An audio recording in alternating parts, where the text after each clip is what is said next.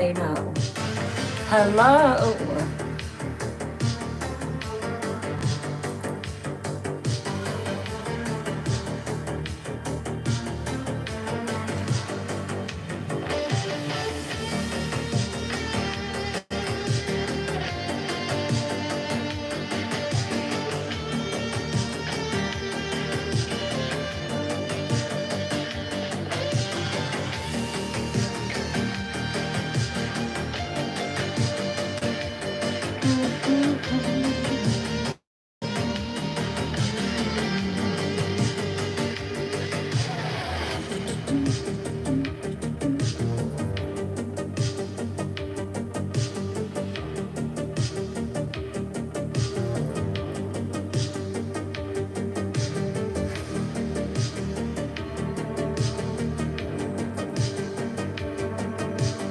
Hello there.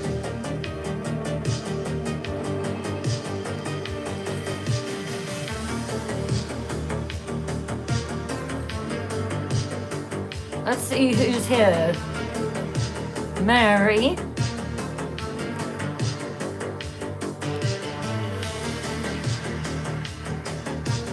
Hello.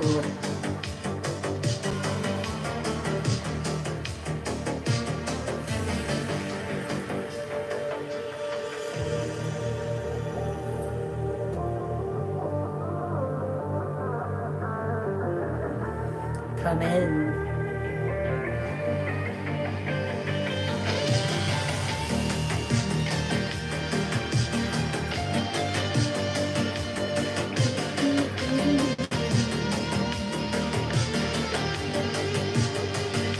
Who's ready for Paranormal Nights?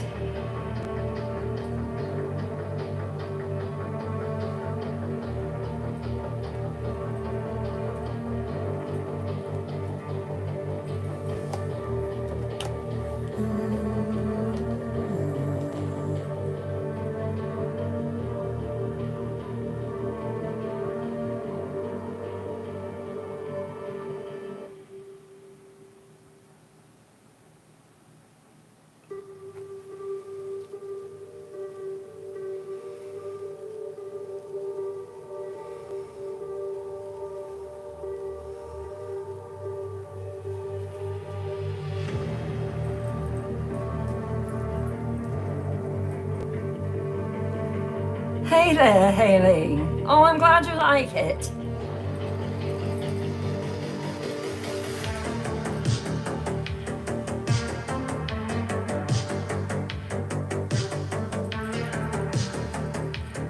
Let's start tap, tap, tap, tap, tapping. Tap away.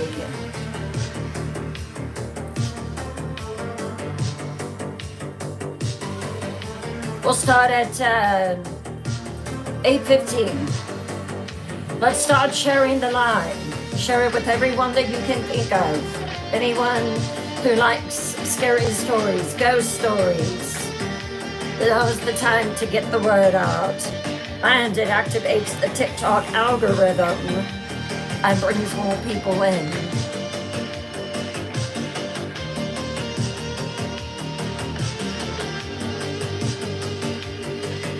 Hello there, Sherry. Hey, Mary. Thank you for the kind comments that I saw today. I've had a lot of people that were worried about me after I had to tell such a tragic story last night, but I'm okay. Hello, Kimmy. Hey, lovely, how are you? Hey, Spitfire. Hey, Miranda. Hello, Danis. So good to see all my night dwellers coming in. Oops. I'm gonna have to get this gown taken in. Hello, a Marine's daughter. Hey, Judy. Hey, Raybab. Hey, Ginger Moon. Hello, Angie. So good to have you here. Hello, Long Starburst. Awesome. So glad to have you here.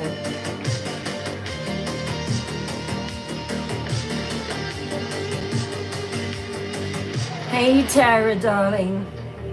Hey, Shirley. Hey, Miss Tammy Weber.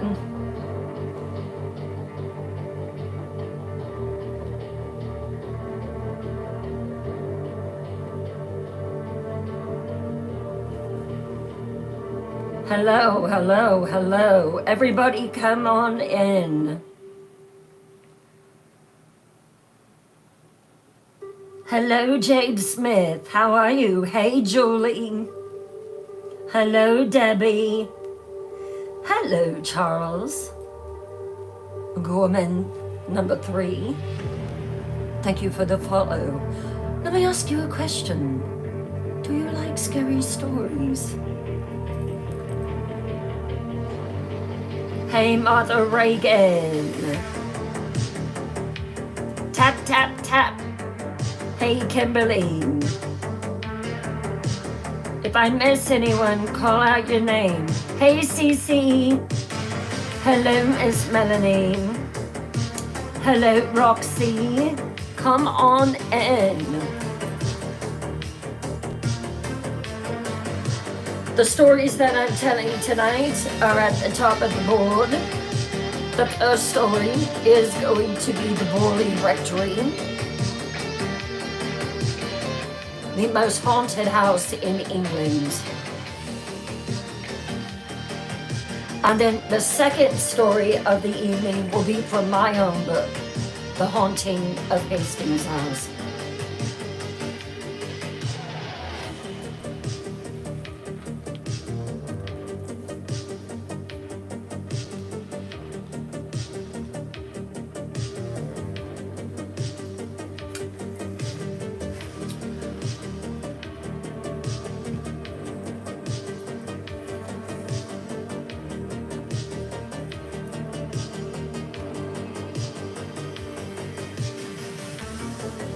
Hey there. Hey, Kimmy.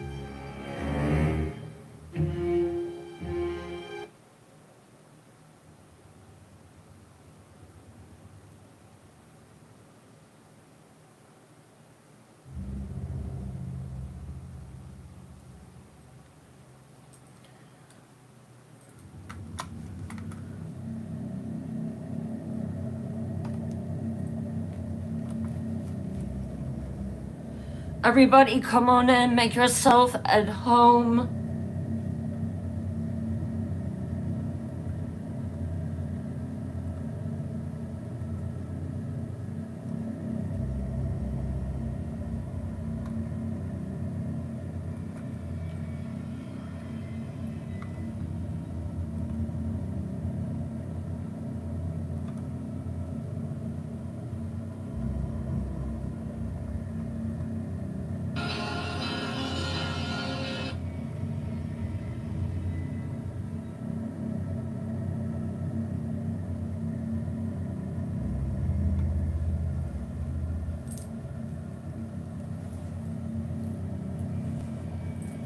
Music good? Can everybody hear it?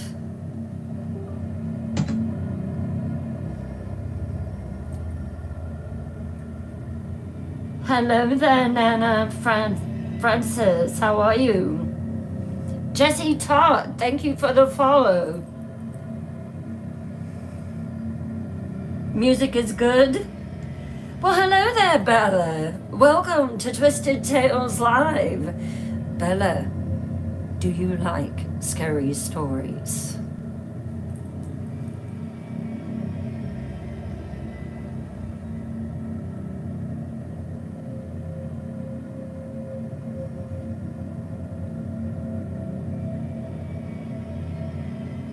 Hello, Sculpt Studio of Hair. How are you?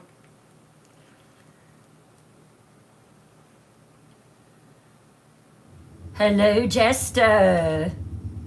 Hey, Kiddo and Hearts.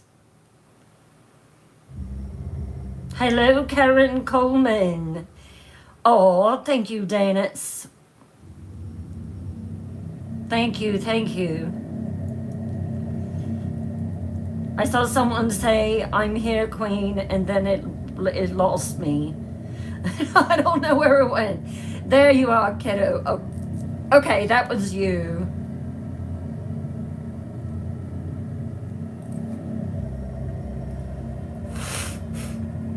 Let me know in the comments if you're ready for some scary stories.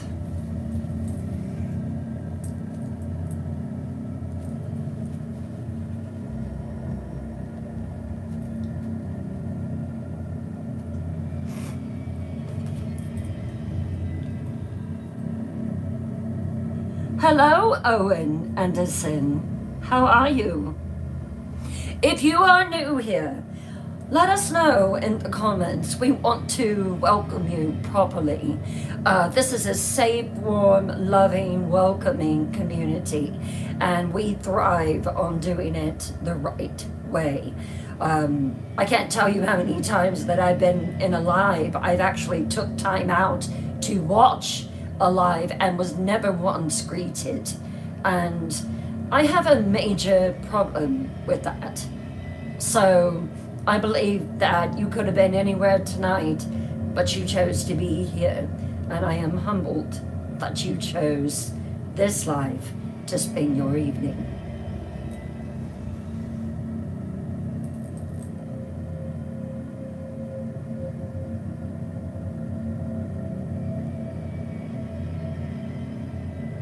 Hello, lovely. How are you? Nana Francis, it is so good to have you here. Sue, how are you, darling? Sweets, welcome back. Back for more. Well, here we go.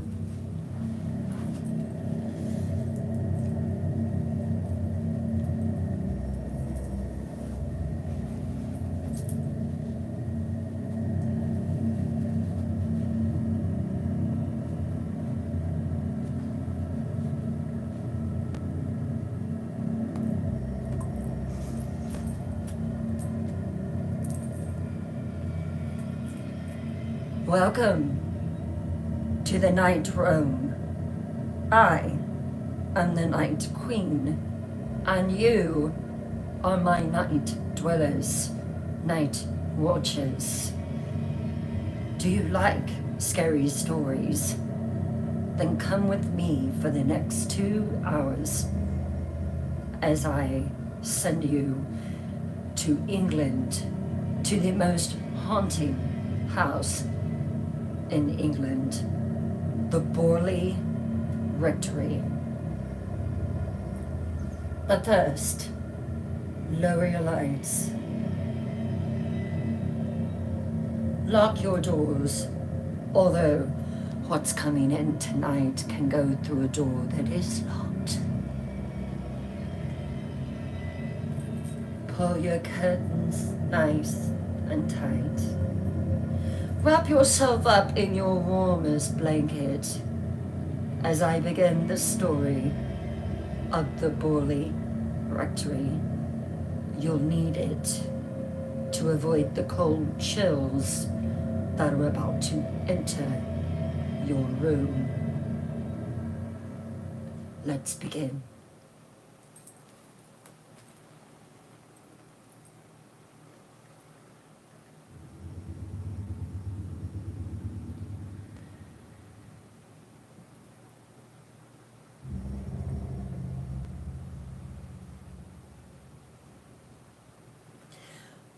Borley Rectory, Chapter 1. The land chose silence. It was never a house that was cursed. It was the land.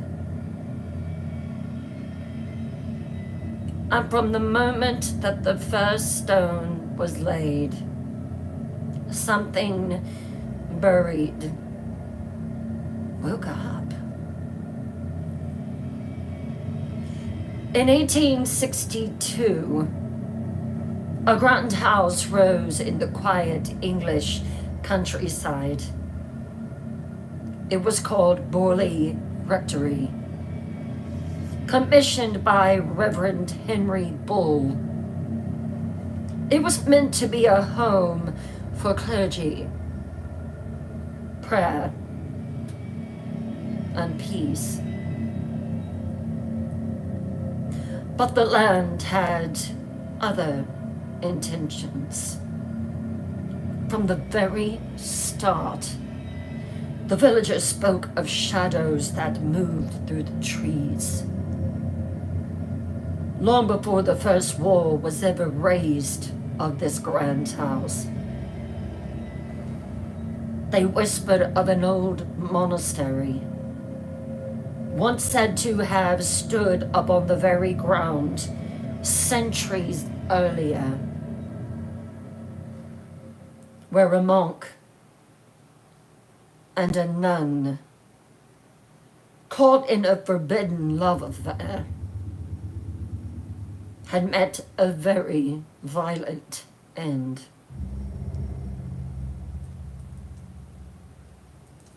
According to legend, the monk was executed. The nun, well, I think perhaps hers was worse.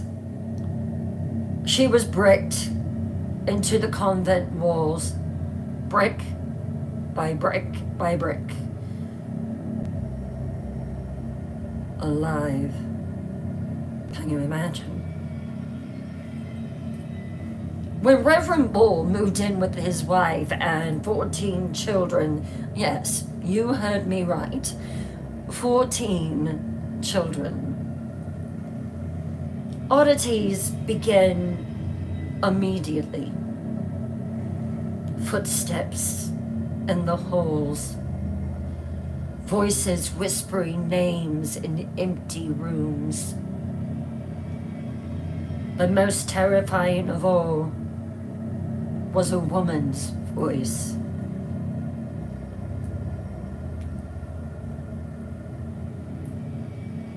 Was the nun. She appeared in the garden first, silent, gliding, head bowed, always head down, always at the same spot, always at dusk. Bull's daughters reported her almost immediately. So did visitors to the rectory. One night, while they were having guests over, the stable boy ran in the house screaming, saying that he was taking care of the horses and that a woman appeared out of the shadows with her head bowed and that she was floating toward him. Her hands were scraping the frames on the walls as she came toward him with long, gnarled fingernails that had grown for centuries. They called her the Borley Nun. And Reverend Bull, he refused to leave. Prayer will get rid of her. Getting on your hands and knees and begging will get rid of her. We're not leaving here.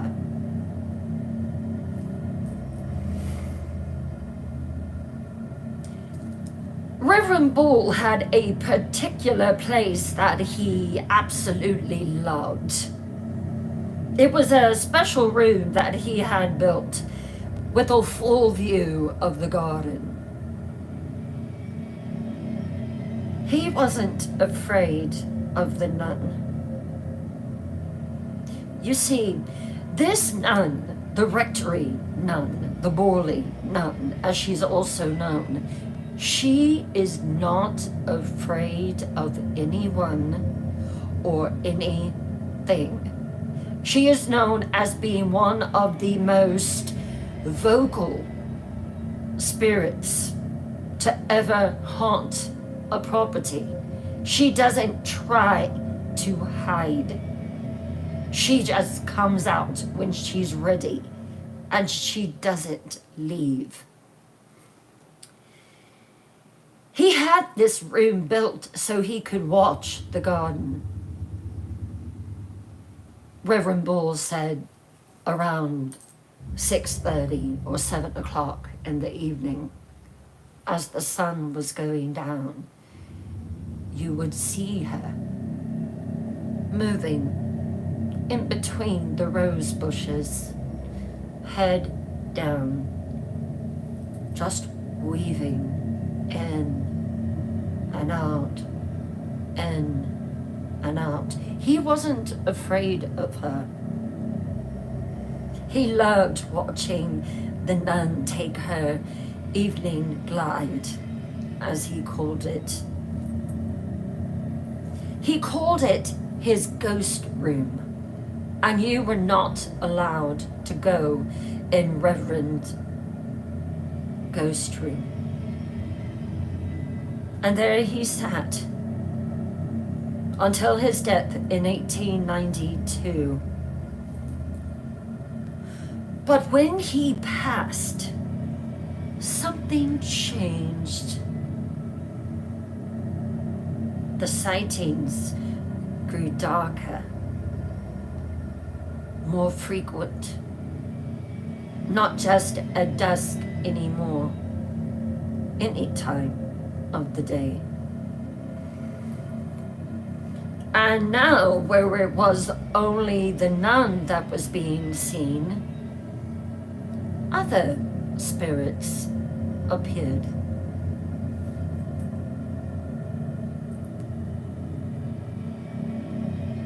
The Borley Rectory, Chapter 2, A New Family, A Deeper Haunting.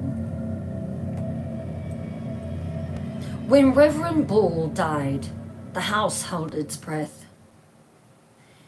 But when the new family arrived, Borley Rectory opened its eyes and watched.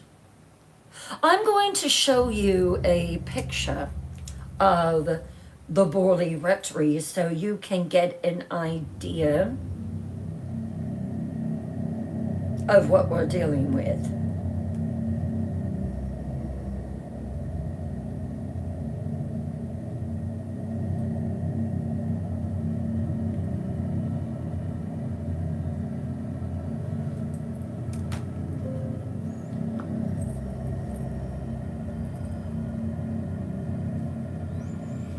So this is the Borley Rectory.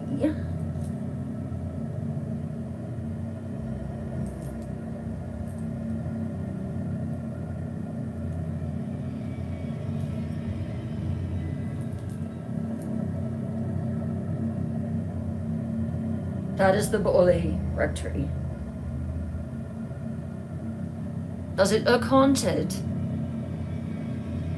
Oh yes, it most definitely does.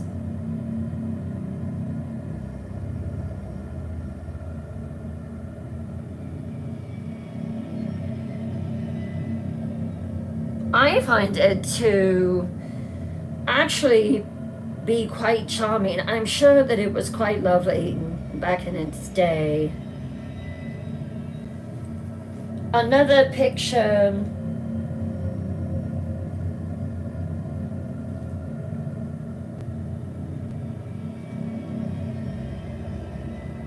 the most haunted house in England.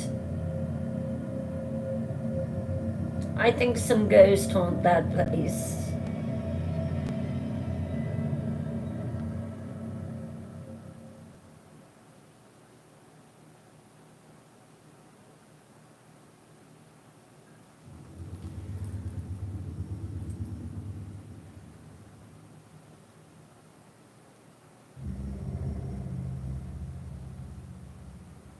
Here's a creepy one. Nothing like an old black and white photo.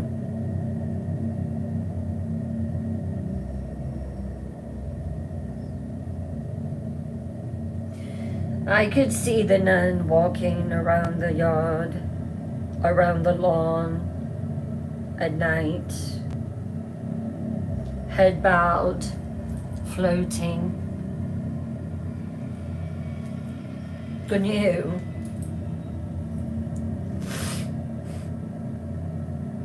After Reverend Bull passed away, his son Henry Bull inherited the rectory. Unlike his father, Henry did not like Borley Rectory at all, but duty kept him there. He was absolutely terrified of not only the house that he was inheriting, but of the spirits that dwelt there. And one in particular was the nun. She had came to Henry quite a bit. And when he inherited it, it was almost as if she knew that it was under new management. She returned. But this time, it wasn't just her wandering around the gardens with her head bowed, floating. No, she became more visible, more restless. But now there were noises in the walls. It wasn't just her floating and being silent, wafting through the rose bushes. Now there were noises in the walls, taps, knocks. The knocks seemed to always come at 3 a.m. What is 3 a.m., night dwellers? The witching hour. The witching hour.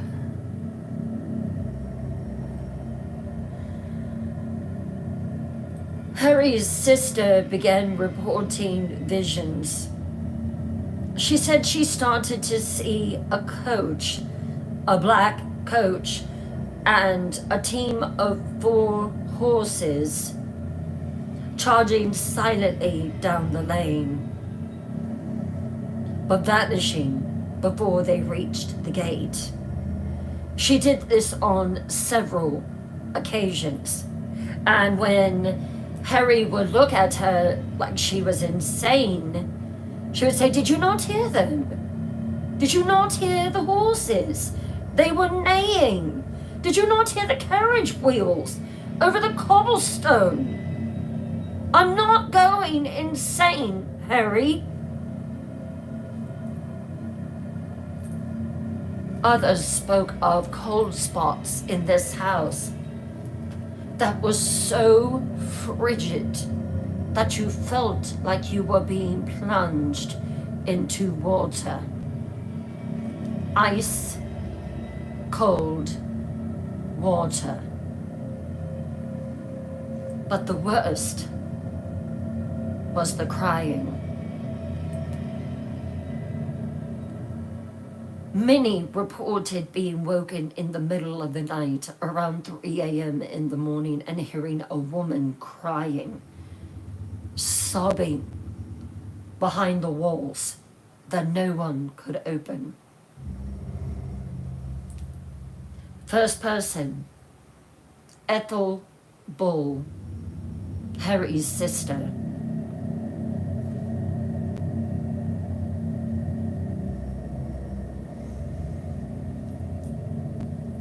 I never liked the Borley Rectory. Never.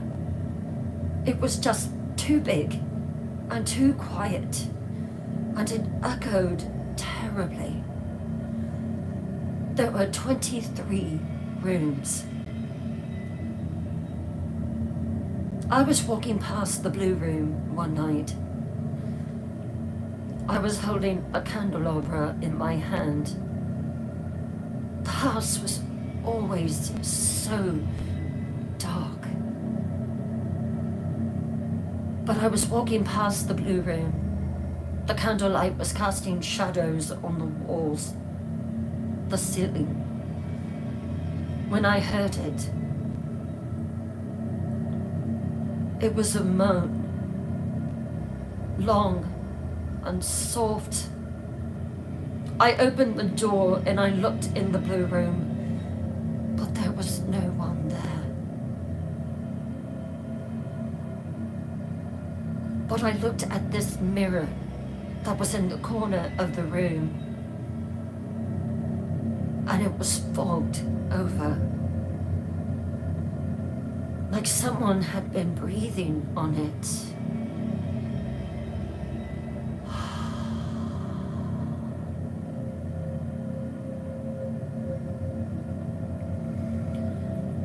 I wiped it clean, and I saw something that absolutely terrified me to my very core of my soul.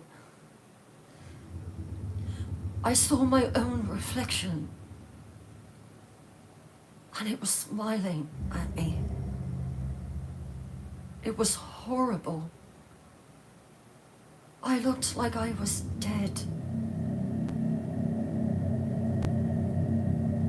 I ran out of there as fast as I could, and I swear I never went back in the blue room. Not ever. In truth, I married as quickly as I could so I could escape it. And I made a solemn vow I would never enter the Borley Rectory again. In 1927, Harry Bull died of cancer inside the Borley Rectory. And the house, as he was sick, there was knocking in the walls, crying, sobbing, candles blowing out on their own. There was one room where they couldn't even light a fire in the fireplace. Every time that they did, it would extinguish itself. And when Harry passed, the house was waiting for the next family. Borley Rectory, Chapter 3. The Rectory finds a new voice.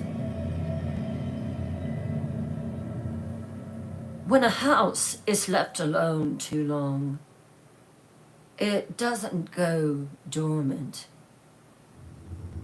It hungers.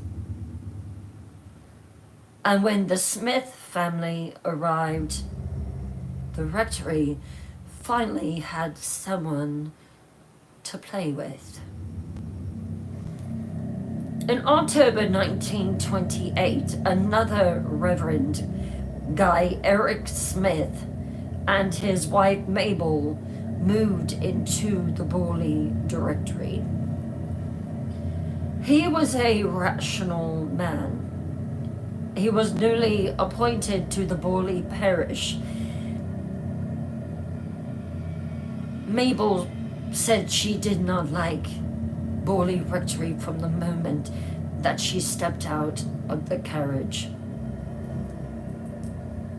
She was curious, practical, and very much a skeptic.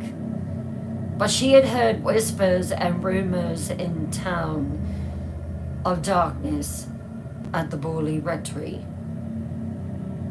She just didn't like the house. She didn't believe in ghosts and spirits. Yes, they had heard the rumors, but who believes them? However, that changed within just a few days. The first sign came when her maid was helping her to unpack a box of china. A mirror fell from the wall in the dining room. It fell directly on the box of china, shattering every piece.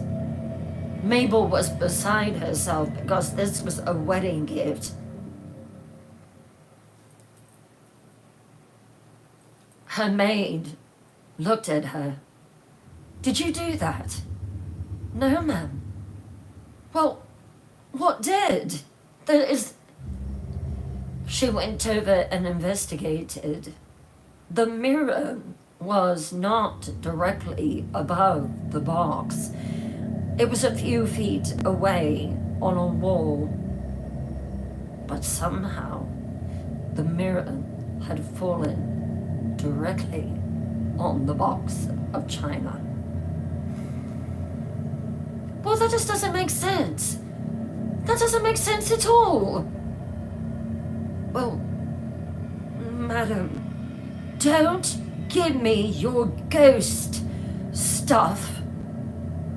I don't believe in that. That was simply just an unexplained accident. Don't you tell my husband either. Do you understand? Yes, ma'am.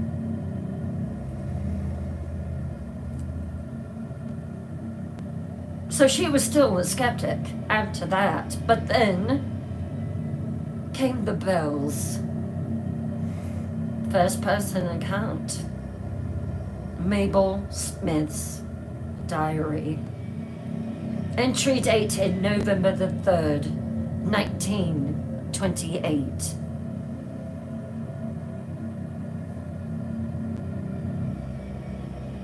The servants' bells rang all night last night. What I find to be most uncomfortable here, there was no servants in those rooms, but yet the bells rang continuously. We're not even using them yet. We haven't even staffed the house yet. The only one that is here is my maid. I told Guy that he needed to fix them immediately. No matter how we had to do it, I wanted them unhooked. But something happened last night. It's always at the same time of the night, early in the morning. They were ringing. I don't understand how, but they were ringing. Guy unhooked them from the wall. There was no way that they were ringing. But the third night,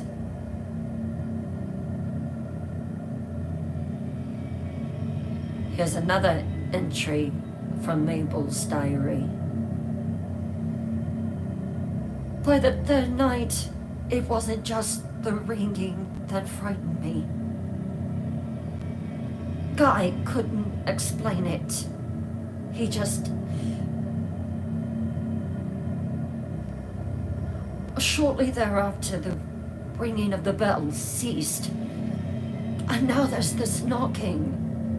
The knocking at windows, at doors, and it always comes in succession. 3 knocks. Always 3. My maid, Mary, she told me it's not a good sign. She said it's a foretelling of doom.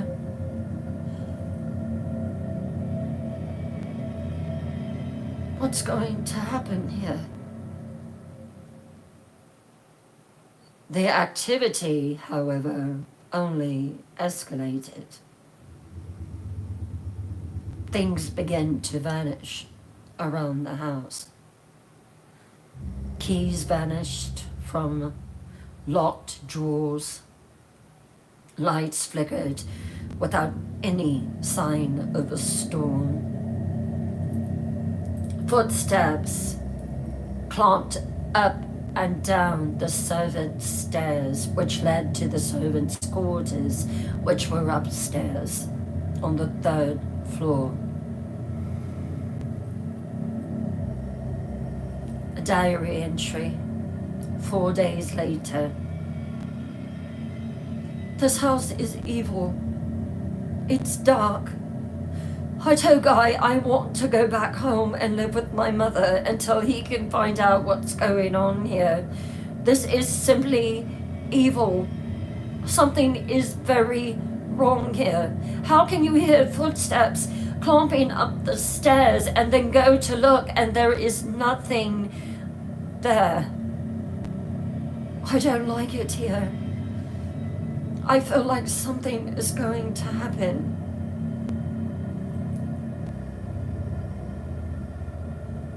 One morning, Mabel was screaming upstairs.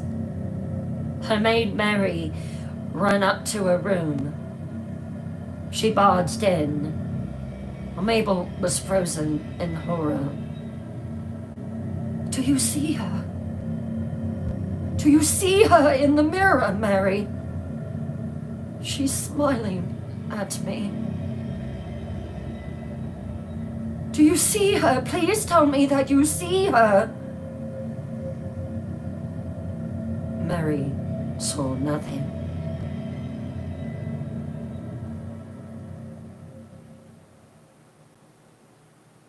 The Smiths contacted the Daily Mirror newspaper, asking for someone to investigate.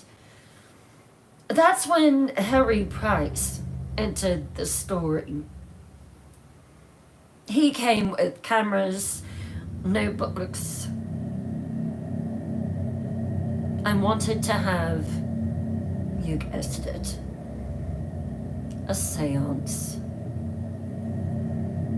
The first night that he stayed at the rectory, he claimed that he saw a brick rise from the floor and hurl itself against a wall. The problem was the wall was all the way across the room. The brick had hurled itself across the room. First person account, Harry Price, 1929.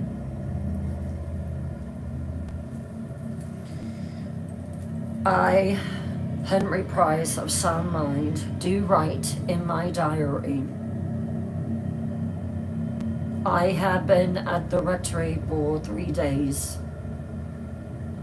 This house reacts beyond belief. The more you acknowledge it, the louder it gets. Borley Rectory, in my mind, is not simply haunted, it's active. And I sense that there is not just one spirit here. No doubt, there is a woman that is haunting it.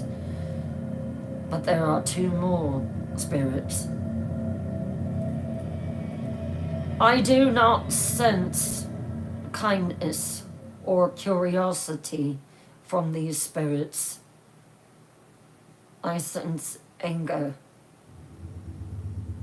danger. I'm going to recommend that the Smiths move. So the next morning, Henry Price told them, there is something wrong here. And even though I want to conduct a seance, I do not think it would be wise. But why not? It's already loose. I sense 3 spirits here. You're in danger, Mabel. It would be best if you leave. It doesn't like you. So the Smiths fled. Borley had found its voice, and now it refused to be silent any longer. Chapter 4, The Foister Experiment. Some ghosts knock, others whisper. But when the Foisters moved in, after another year of it laying dormant and empty, the haunting learned how to write.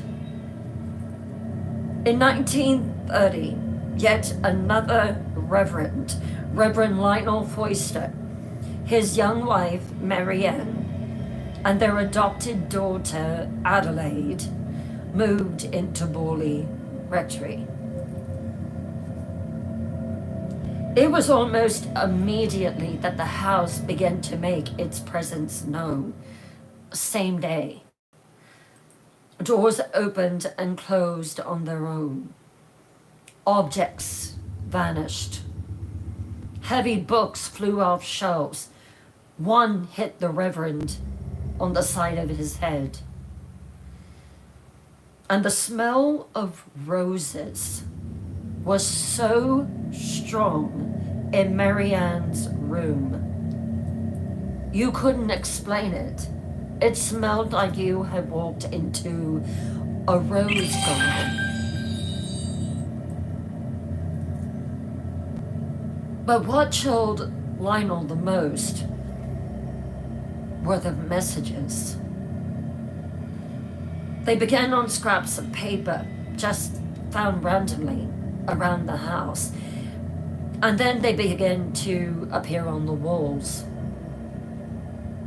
and then on the mirror, the same mirror that Mabel had said she saw a woman staring at her, smiling creepily out of a mirror at her. First person account, Marianne Foister's journal, 1931.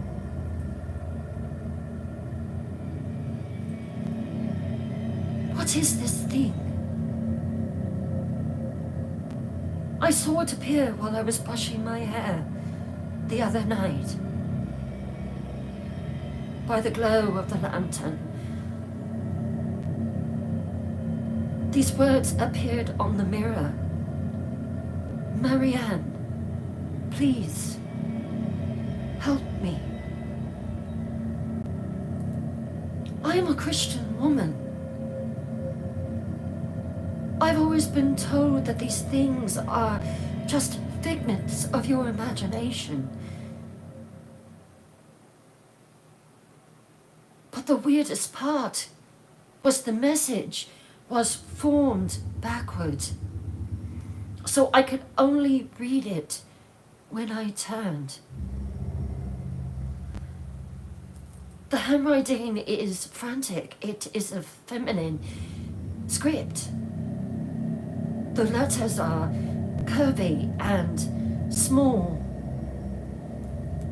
like someone is sobbing while they're writing it. Especially the M's. They look like they're running like black ink. It was shortly after that Marianne began experiencing violent attacks. Once she was laying in her bed. She did not sleep with her husband. They had separate rooms.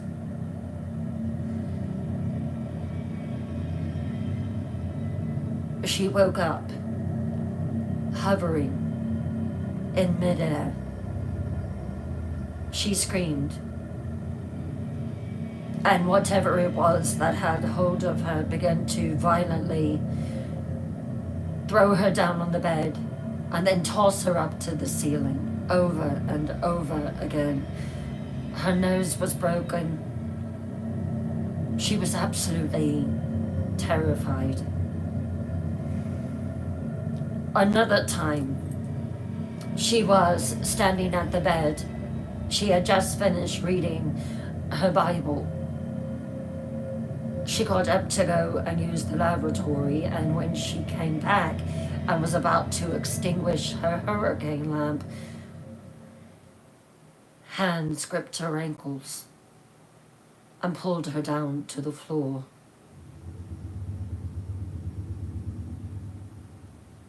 Lionel conducted exorcisms on the Borley Rectory, but that only worsened the hauntings. By 1935, the Forsters left. Marianne was traumatized. She suffered traumatically from what she experienced in the rectory.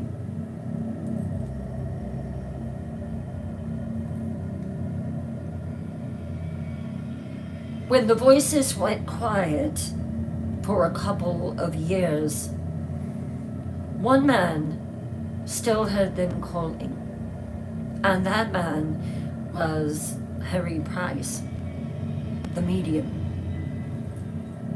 He returned, not to observe because he knew what Borley Rectory was. He was there to uncover what the rectory was hiding. So in 1937, Harry Price returned. This time, get this, there were 24 rooms in the rectory. He brought 48 volunteers with him to the Borley Rectory. First person account, Harry Price, log, April the 15th, 1937. Well, I have secured the lease to Borley Rectory for a full year to conduct experiments and to find out why this house is so mad. I intend to investigate scientifically, completely, and without interruption. I currently have 4 psychic mediums in the house and people that are sensitive to the spirits. This is what was logged. Blue lights hovering in different rooms in the house. Unexplained crashes. Mirrors would not stay on the walls in the Borley Rectory, and if they did hang one, it would fall down. either immediately or just a couple days after. But the scariest part was out of those 42 volunteers, many of them complained of cold hands circling their throats. They would wake up to being choked. One psychic heard buried beneath. She heard it beneath her bed. The next morning, they moved the bed out of the way.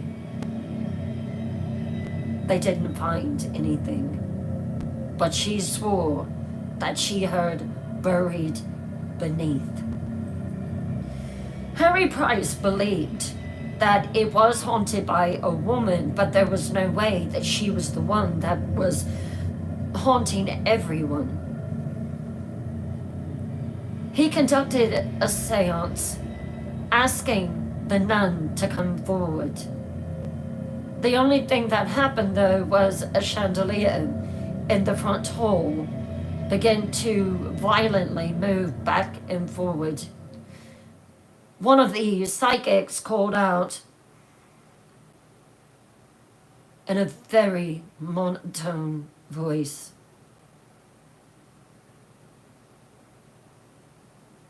"Are you the nun that was wrongfully buried in the walls of this house? Speak to us. We are listening to you."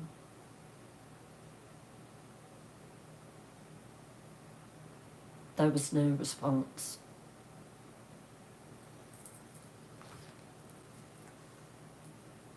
She would not communicate with them. The next seance, the same psychic. "We want to hear your story. Are you the nun that was wrongfully accused and entombed within the walls of this house? Tell us where you are. We want to give you a proper burial. Speak to us."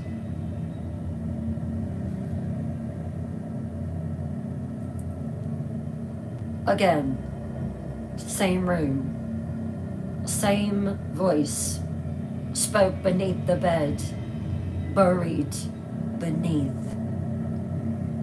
So Harry announced plans for a full excavation. Borley Rectory, Chapter 6, The Fire That Silenced the House.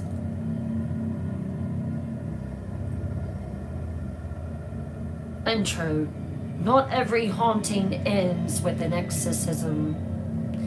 Some end with fire. But even in ash, some houses never stop speaking. In 1939, a mysterious fire set Borley Rectory in flames. But firefighters reported something strange when it happened. Firefighter's log, first person. "We tried to fight the flames, but the flames didn't behave right. It was like they had a direction, like they wanted to open something. It was one of the strangest fires that I have ever encountered."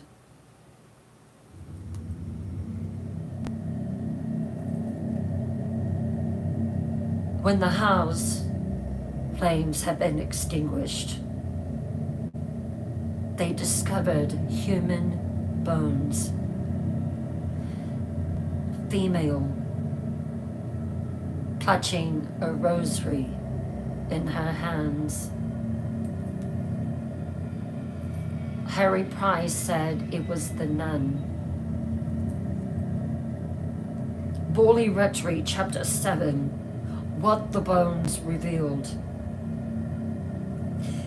You can bury bones all you want, but what happens when what you've unearthed doesn't want to stay silent? Visitors in the 1940s reported that when they would walk by the site of the Borley Rectory, they would hear whispers coming from the rubble. The cellar was still intact, and when they would walk toward it, they would have freezing cold air blast them in the face.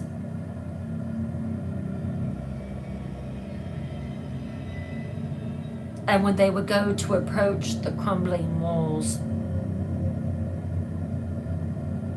they felt as if someone was watching them. First person account, Joan Foreman, 1948.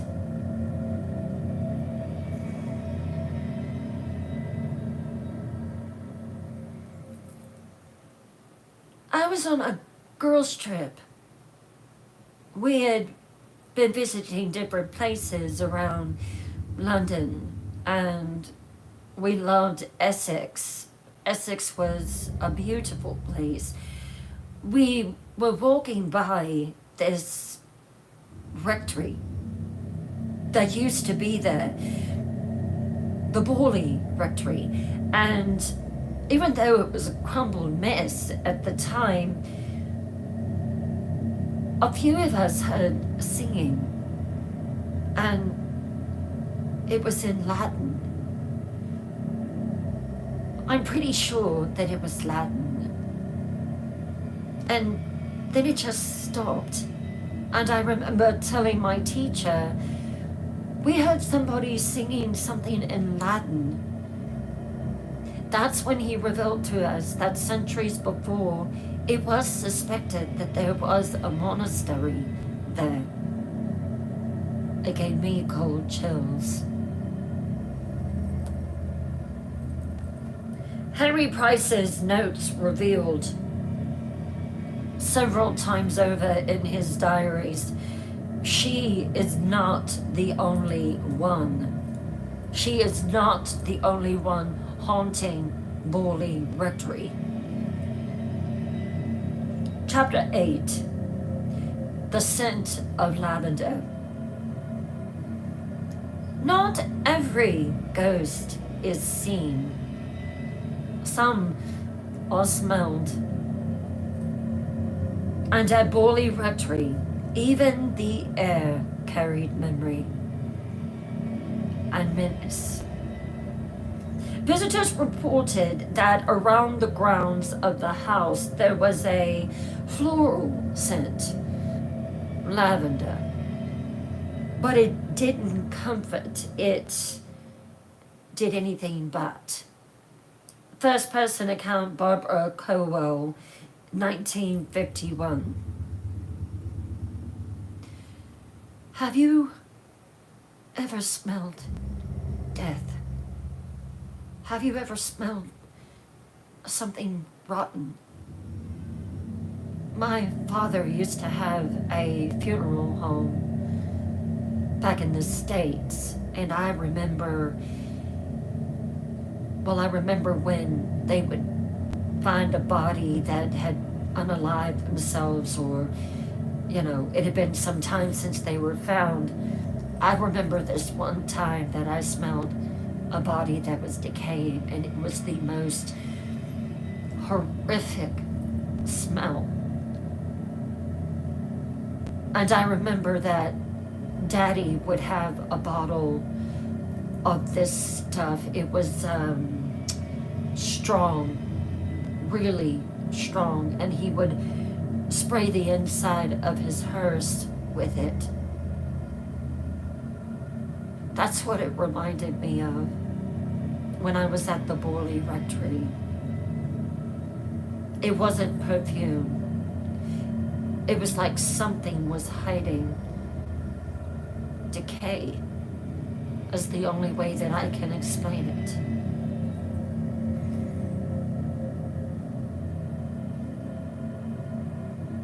People reported that even though they were not living at the Borley Rectory and that the house had indeed went up in flames, that the homes closest to the Borley Rectory, they described having dreams of being choked,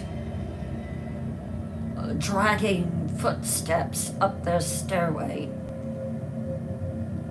sometimes names written in dirt, or even on one home there was a message that was written on the wall. Borley Rectory, Chapter 9, The Watchers. Not every spirit walks. Some only watch. In the 1950s, people reported walking by the rectory, and there was one part of it that was still standing upright, still had windows. And when they would cross by it at night, they would see faces in the windows peering out at them. Figures in those windows that looked white and pale. First person account, Peter Underwood.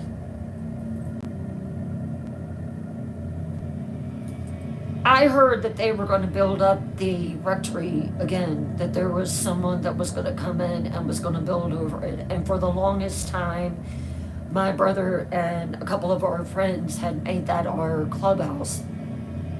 There was this one little part that was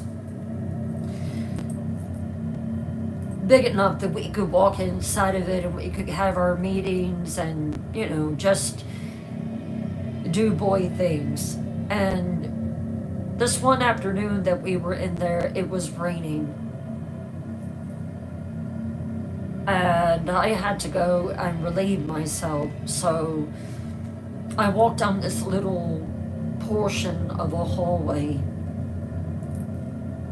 and I swear, I saw something peek around the corner of me, and it looked just like me.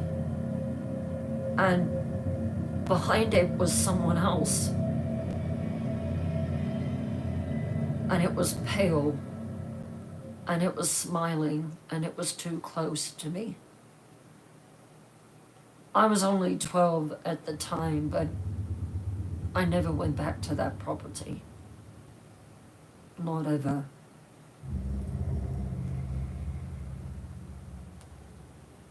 Borley Rectory, Chapter 10, Where the Silence Ends. Most hauntings fade with time, but Borley Rectory didn't. Its story outlived the stones. In the 1960s and 70s, paranormal groups visited the site and they found an extremely odd stillness, almost as if the air had been vacuumed out of the property and they had difficulty breathing. They would hear voices. Some of them also reported that they heard the voices speak in Latin, that it was almost as if it was chanting. There was a final seance in 1971. But the only thing that they had in that seance was a gust of wind. Maybe a whisper, but it was unintelligible. I believe that the nun still roams the property. And maybe one of the other spirits is her love that was executed.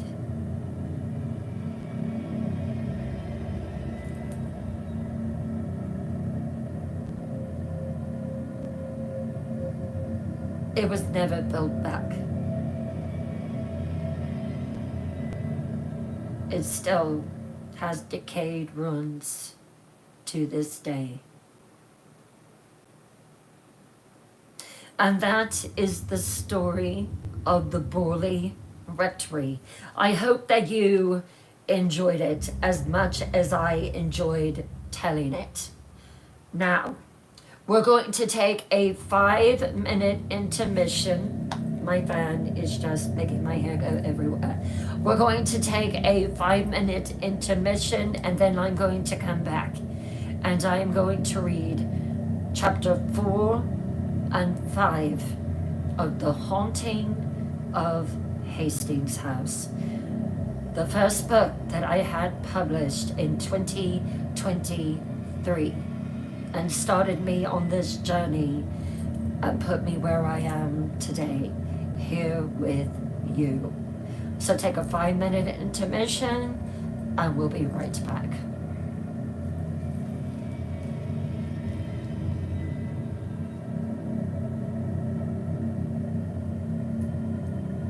What did you think of that one? Have you ever heard of the Borley Rectory? Hello there. Oh, I didn't mean to do that. I do that every time though. Wasn't that one creepy, Magic Moon? You've heard of it, Miranda? It's a good one. Hey, Acid TV. You are most welcome here. Hey, Indiana girl. I like that one, Tammy Weber. I thought that one was good. Hey, Legend of the 80s. Would y'all visit?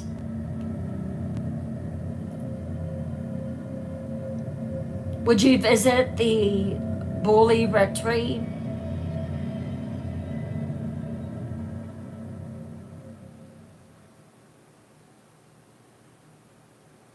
Hello, Jucifer. I love your name. That is cool. I like that name. Jucifer. Helisa, thank you for the follow, my love.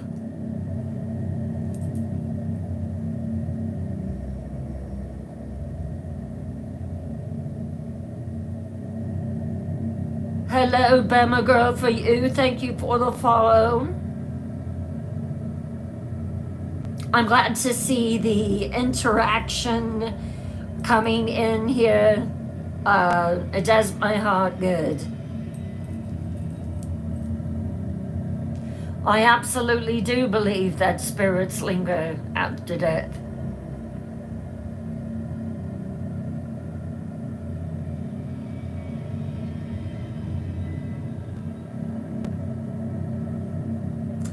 Hello, Tech Weasel, thank you for the follow. Hey, James Schwartz, how are you doing, my friend?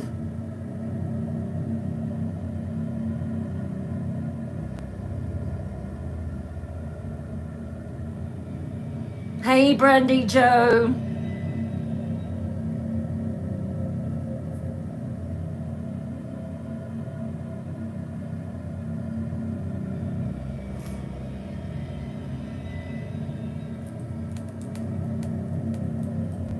Hello there, all. Hello to all that are in here. OT.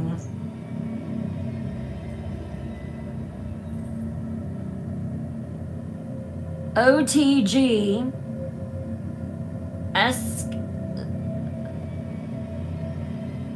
Skateboarding. I love it. Okay, hello. How are you? There are some haunted castles in Scotland, for sure. Hey, XJ. Hello, Clifton. How are you? So glad to see you returning. I'm so happy to see you all coming back. If you have a request, If you have a story that you want to hear, then just drop it in the comments, and I will get it and I'll make it happen. Let me go over to YouTube land and see what we've got. Hey, Truth Positive.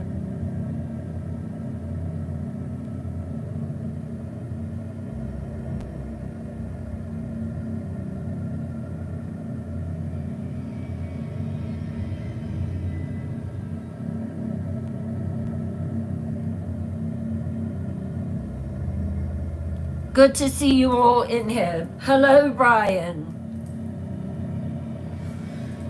All right. I'm gonna go take a quick 2-minute break and I will be right back. Everybody get ready for the haunting of Hastings House.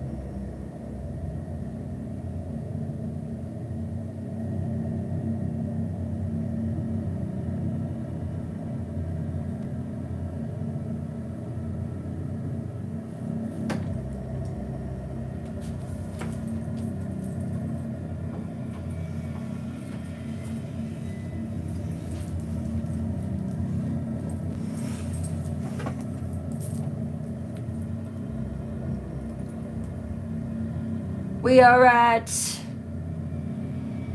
135K. You know what? I'm not gonna start the haunting of Hastings House until we're at 150K. We have some goals that need to be met.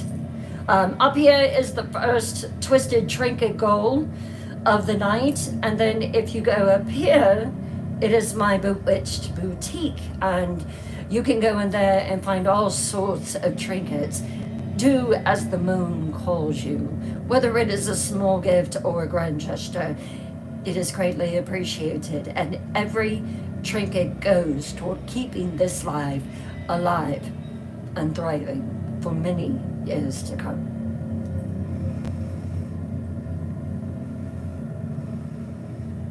Andrea Lynn, thank you for the follow.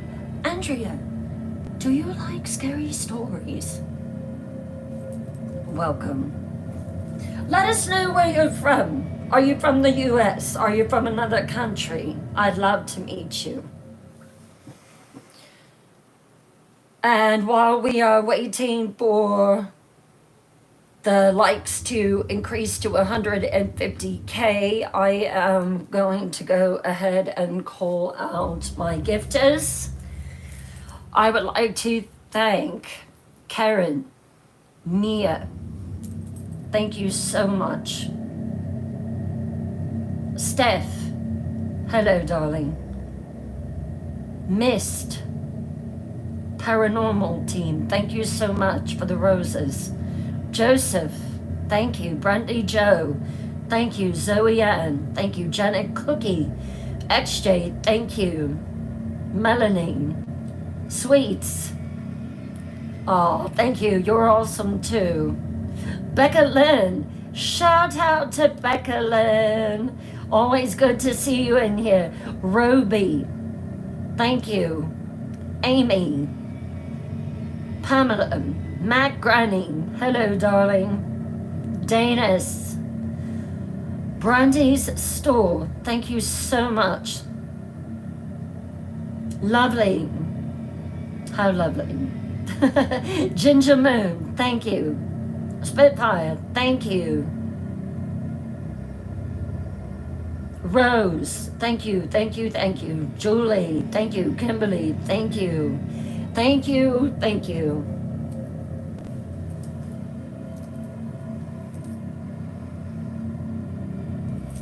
What is the castle?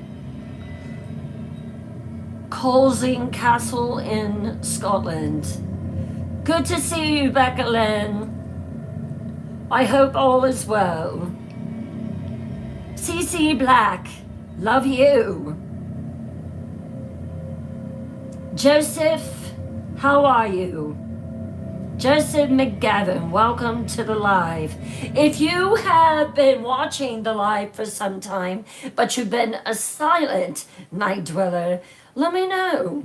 I want to meet you. I will be honest with you, this is one of the best communities on here. And the great thing about this live, one thing that I hear about it so much, is people love that they can come in and they can interact and they can answer questions and really just get to know each other.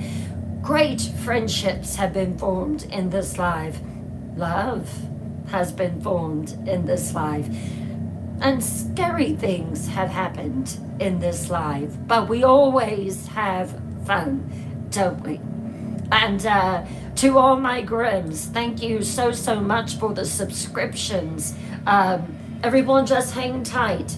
Merchandise is on the way. Autographed books are on the way of The Haunting of Hastings House. Tonight I'm going to be reading chapter 4 and 5 to complete it. You can go back on YouTube if you haven't become a subscriber on YouTube. Tonight's the night because it is free, and who doesn't like free things? So you can go on there and have access to the whole playlist of lives. Every night is on there. I need to get better at how I title it, but it is on there as well. Hello, Angie. It's so cool that we have a paranormal team on here. That is awesome. Hey, Firefly, I saw you. We did it. We're over 151K. Thank you so much. Anytime that I call out, you answer the call, and I appreciate that so much. If one of the night watchers could please post the YouTube on there for people who want to join, I would greatly appreciate it.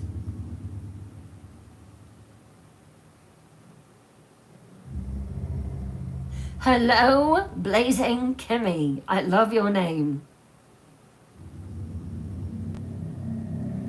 So wonderful to have new night dwellers in here that are joining. You are most welcome. It is my pleasure to welcome you and to scare you. All right.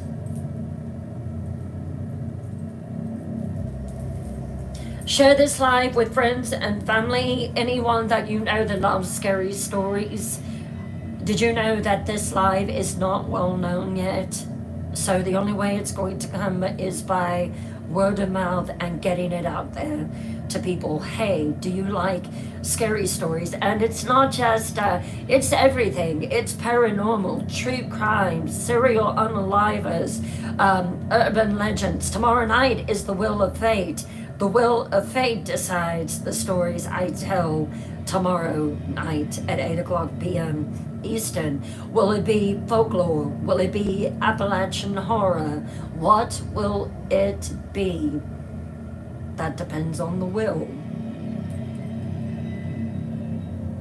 Yes, Friday night is awesome. Thank you for sharing the live. So, when I wrote The Haunting of Hastings House, Um, it was just unreal how easily that this story came to me and how it flowed. It flowed so effortlessly. Do a show of hands in the comments for who has read The Haunting of Hastings House so far. What do you think of it? Did you finish the book? Can you believe why The Haunting of Hastings House is the way it was and why it was haunted?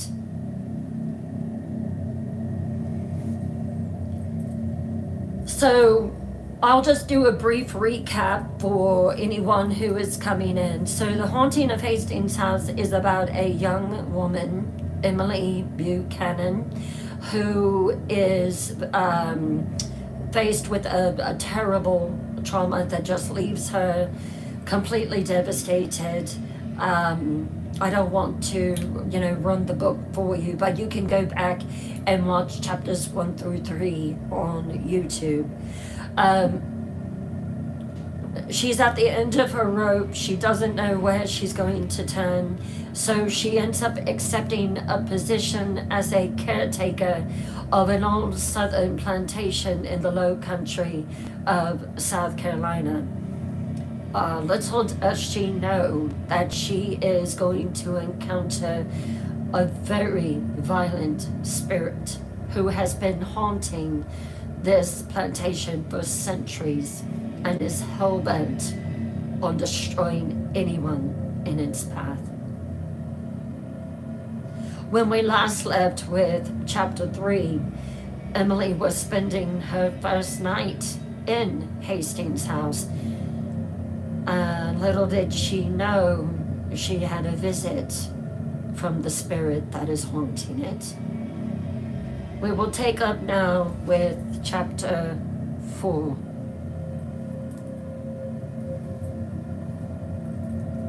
Let me know in the comments. I'm ready, Bryn.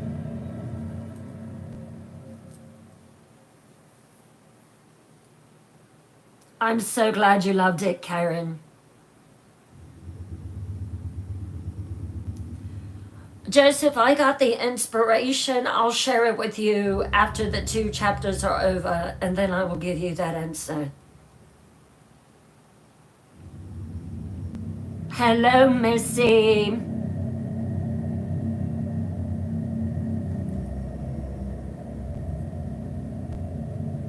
Chapter 4. Oh, we forgot to get back into the mood for story time. How could I forget such a thing? Lower your lights. There's no point in locking doors or shutting curtains. If it wants in, it's gonna come in, and that's all you can do. It's just sit back and wait. But you can wrap yourself in the warmest blanket to avoid the chills that are about to enter your space. Let's begin. Chapter 4, The Haunting of Hastings House. Emily woke up early the following day. She saw the first signs of dawn coming through the bay window of her bedroom. She pulled the comforter closer to her chin and closed her eyes tightly. When she first realized where she was, she had to shake herself awake because for a moment she thought that everything was fine. But the truth is, nothing was fine. She realized that her life was the same that it had always been for 6 months since her husband and her small daughter and her unborn son lost their lives to a tragic car crash. She closed her eyes tightly, and there it was, the pain, rising to the surface as it did every morning.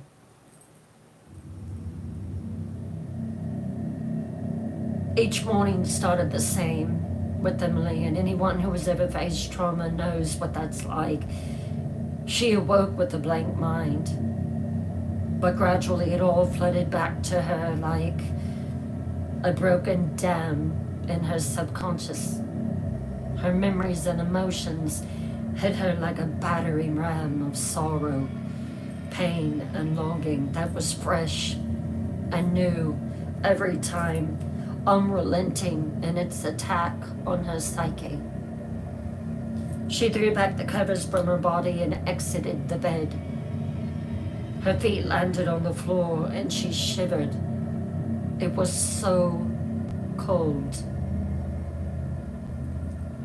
She longed for nothing more at that moment than just a hot shower. She went to the bathroom and looked at her reflection in the mirror above the sink. She noticed the prominent dark shadows under her eyes and the weary look of sorrow on her face. She was only 25, but God, she felt like she was 35 with what life had delivered to her. She leaned over and turned on the shower and felt the stinging hot spray turn much more comfortable after some adjoining and adjusting of the handles. Emily stripped out of her clothes, got a towel out of her bag and some fresh clothes out of her suitcase and piled her red hair on top of her head in a loose knot. She entered the large, spacious, tiled shower and let the water sluice down her slender body to the shower floor. She grabbed a bar of sweet-smelling soap from the tray in the shower, lathered her body, and then rinsed it off. Once her morning ritual was complete, she dressed in fitted jeans and a white V-neck t-shirt that hugged her tiny waist and slipped into a pair of white canvas tennis shoes. It was time to start her first day at Hastings House. Emily opened the door to her room and stepped out into the chilly hallway off from the kitchen. The morning sunlight lit up the kitchen, casting a soft glow on the copper fixtures and white marble counters, and she could see the garden and the hills beyond through the window above the large farmer's copper sink. The southern sky was beautiful in muted shades of peach, yellow, and turquoise blue. An intense need for coffee hit her, and Emily looked around for a coffee maker in the cabinets, but she did not find one. Damn, she thought to herself, I really need that right now. She decided she would have to make a trip to the store and pick up a few things to survive here, and a coffee pot would be at the very top of her list, and some food, she thought as she scanned the inside of the massive stainless steel fridge and all of the cabinets that were completely bare. Yep, a trip to the store was most definitely in order. Emily made a concise list on her phone of things to pick up. And then she went to the front of the house and opened all the doors downstairs to air out the spaces and let some freshness in. It smelled so moldy, old, stale. She gazed at the larger rooms like the library, the sitting room, and the massive office, and could not help but be amazed by the immense beauty of this house. Emily walked out of the library and she looked up the steps. Her eyes wandered to the railing again, but there was nothing there this time. Only a stream of sunlight caressing the wood. Emily, you are so silly.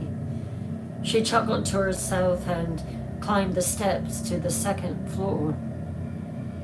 The landing was beautiful, with large oriental rugs covering the well-polished wood floors. The head of the household liked clocks in the past, apparently, because they were everywhere. And as the clock struck 8 o'clock, They all began to chime at once. There had to have been at least 30 chiming clocks. Emily shook her head and turned to walk down the hallway to open the doors to the suites. The sun lit the hallway to the left from the large windows facing the front of the home from the east. She turned to the right hallway. The corridor was dark, and not 1 ounce of sunlight lit it. It was filled with shadows. Emily decided to go ahead and let those rooms air out first. Get the creepy part out of the way, Ems. She turned the flashlight on her phone and pointed it down the hallway. She went to the first large door and opened it up.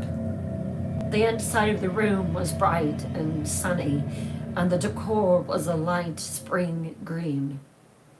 It was lovely, with a high canopied bed, green rugs, and touches of green and yellow everywhere that her blue eyes landed. The bed, the drapes, everything. One room down, she whispered to herself. Emily then explored a pink room, a blue room, a yellow one, and a red one that was just too much. Then there was the white space before she reached the last chamber. It was only accessible through 3 steps of stairs. When she went to open it, however, the door would not budge. Someone had locked it from inside. How strange, she thought. Emily dismissed it for a moment. She would have to get in there eventually, though. She turned to walk away, and that's when she heard it. A slight knock on the door from the inside. She turned back quickly. She grabbed the knob and tried to turn it, but it would not move, it would not budge. Emily stepped back and glanced over her shoulder. The sight of the door had made her sick, as it had the previous day. The closer that she got to it, she was overcome with nausea. She felt weak and on the verge of throwing up. She continued to try to get the door open, but even though there was no lock on the door, it would not budge. It would have taken a lot of effort to open, more than Emily had to spare at that time. As soon as she moved away from the door, the nausea began to subside. It was completely gone when she reached the middle of the landing. The bedrooms had light streaming in from the windows, but not that door at the end of the hall. All that came from there was a oppressive force that frightened her. Emily went back downstairs quickly, and once in the foyer, she heard the clock strike 9 o'clock, and the chime of the bells echoed loudly throughout the house once again. She grabbed her wallet and keys and left the house. Emily got in her car and drove away. She needed some distance from the house. She glanced through the rearview mirror, and the place looked so still, so lifeless. The weeping willows that surrounded the mansion, they even seemed to sag with sadness. The house was not still and quiet, though. Something was wrong, and Emily knew that it all surfaced from that dark room at the end of the hallway. The door would not open.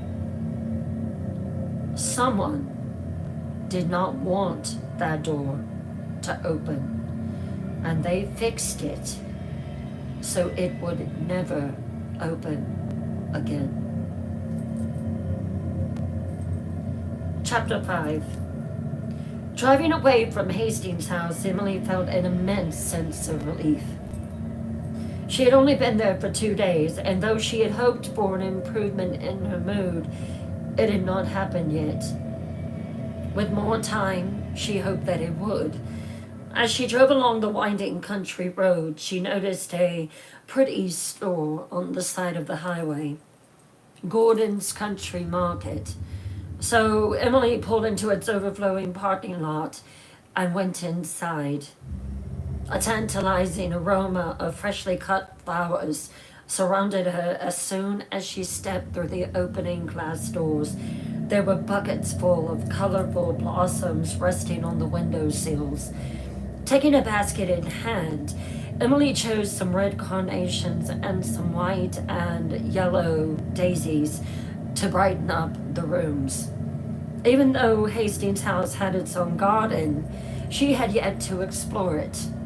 Flowers always cheered Emily up, and these would be no different. She entered the bustling store that looked like it had been there since the 1930s or 1940s. The building was charming. It was covered in white aluminum siding and large windows with bright red shutters. A couple of older adults sitting on the benches outside sent her a warm smile when she passed them. She recognized their faces. They reminded her of her grandparents, whom she had not seen for an extended period of years. Soft country music played from the speakers at the front. Emily noticed a sign above the blue Formica counter reading, "Fresh fudge and cookies ready to devour." She followed her nose toward the candy section. Sample cups of blonde fudge and chocolate chip cookies lined up in rows were calling out her name. Emily could not resist taking a bite out of one. The sweet butter and the cocoa melted in her mouth, making her eyes roll in pleasure. "Pretty good, huh?" a female voice behind her said. Emily turned and saw a pretty young woman with the reddest hair that she had ever seen, and tons of freckles all over her face and arms. She was lovely, and her green eyes flashed with warmth and kindness and just a hint of mischief. She looked like Merida from the Disney movie Brave, brought to life. Emily smiled back slowly. "Yes, it's perfect." The young woman stepped out from behind a stack of boxes filled with chips and other snacks in the center of the store. She had the most genuine smile and held a box cutter in one hand and a box that had been cut down in the other. "Well, we're running a special. Buy one, get one for free deal," she said enthusiastically. Emily smiled. "Well then, I will take advantage of that deal." Her name was Clarissa. Clarissa walked over to her and patted her on the right shoulder. "Hang right there.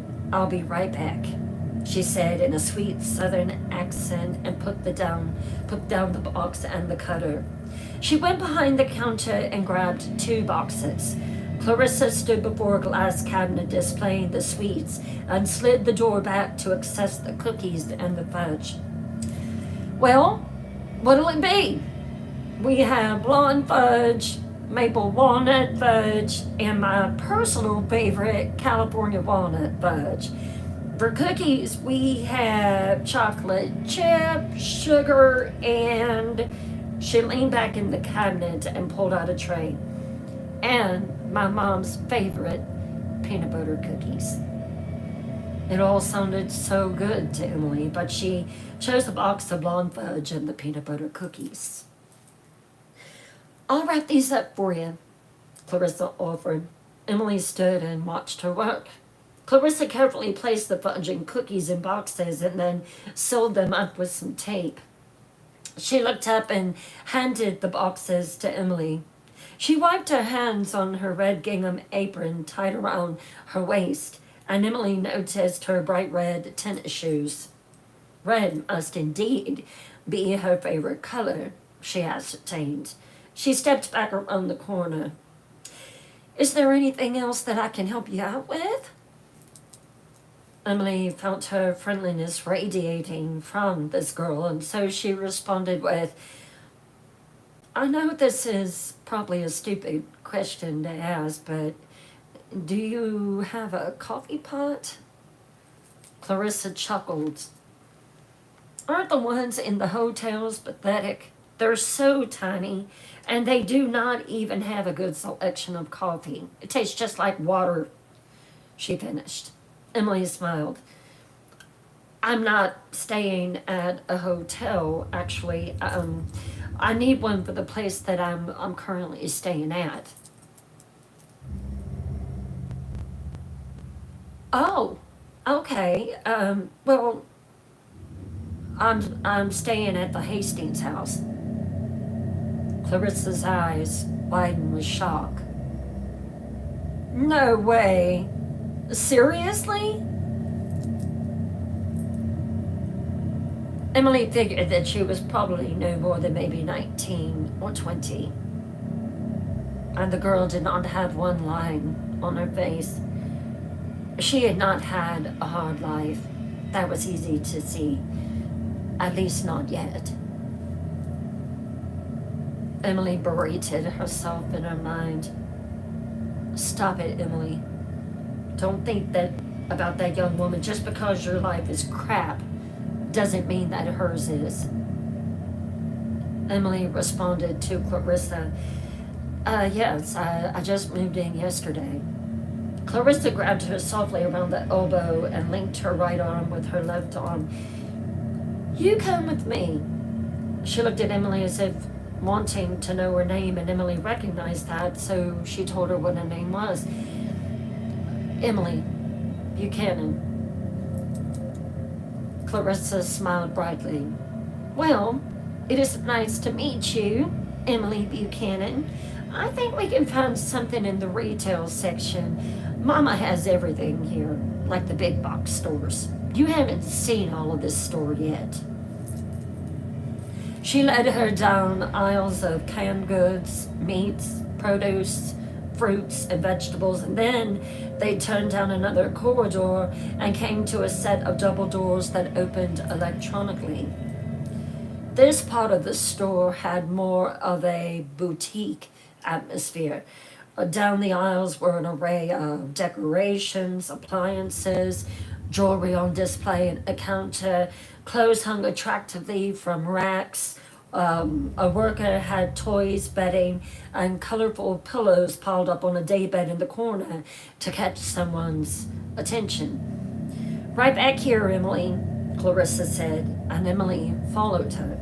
The aisle was tight and confined, but Emily could see a coffee pot for sale at the end of the row, a Mr. Coffee machine. Clarissa lifted on her tiptoes and pulled the box down. She handed it to Emily, and Emily deposited it in her cart. Thank you, Clarissa. She nodded. Of course. Clarissa walked with her back down the aisle. They walked down the aisle single file because there was little room. So I'm curious, how do you like that house? Emily thought for a moment about how to answer that. Well, it's huge. It's creepy. But lovely. I mean, it's just creepy. Clarissa looked up at her as if she had heard something that she was not supposed to.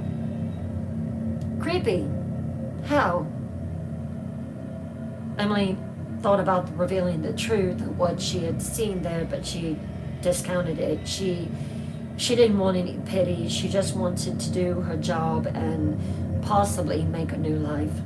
Oh, It's just old and empty and big. It just makes me feel, she paused, unnerved, I guess, at times. I mean, I've been there for only 2 days and already I feel uneasy with how large it is. Like I could get lost and never find my way back. Clarissa nodded. She seemed to understand. They rounded the corner to the checkout lane. Be careful there. For some strange reason, Clarissa said that as if she knew something that she was not telling. Emily smiled. Of course, I always am. I bought some flowers to spruce up the mantels, and now that I have this coffee pot, I can make it. I'll be fine. Clarissa gasped. Oh, do you like blueberries? Emily liked this woman. I do, actually. Well, do I have the coffee for you then? She led her to the coffee aisle, located a bag of blueberry coffee, and threw it in the cart. Annie's blueberry coffee is cheaper than some other brands, but the flavor is incredible. Well, I see the lines are getting longer, and Mama's going to be calling me over the intercom any minute here. I hate when she does that. She rolled her green eyes dramatically. Once they arrived back at the front of the store, Emily and Clarissa went their separate ways. But first, Clarissa grabbed her hand. Hastings has a fascinating history about it. You should read up on it. You look like you might be a reader. Emily tucked that information away in her brain and kept shopping.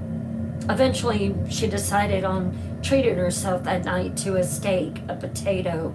She got 2 jugs of sweet tea, canned vegetables, red apples and navel oranges, bread, slices of ham and turkey, some mayonnaise, tomatoes, and coffee filters. Content with her haul, she made her way to the checkout line. The lines were long, and Emily picked up a U.S. Weekly magazine from the rack beside her and flipped through it while she waited. Finally, it was her turn in line. Well, hello again. It was Clarissa.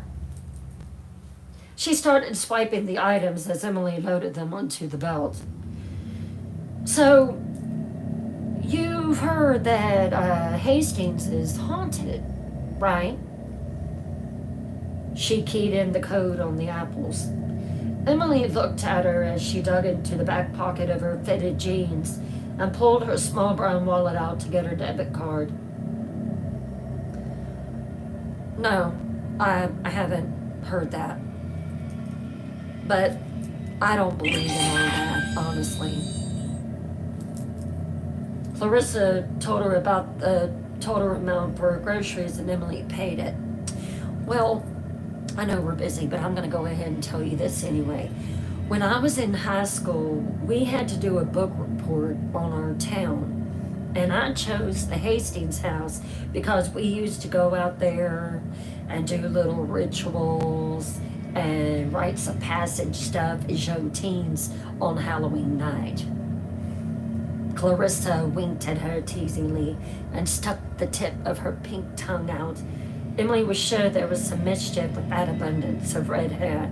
There was no way that it wasn't. Emily laughed and watched Clarissa bag her groceries. I just thought you should know. Many people swear that house and those grounds are haunted. And it was super creepy at night when I was there. That night was super duper creepy because Mrs. Hastings had just passed away. Marjorie Hastings? Yeah, now her name sounds familiar. Yeah, so it was just creepy. Well, it was nice to meet you, Clarissa. Thank you for being so kind. You are more than welcome, and I hope we meet again. Clarissa waved as Emily walked past her. Same here. You have a wonderful day. I hope to meet you again too.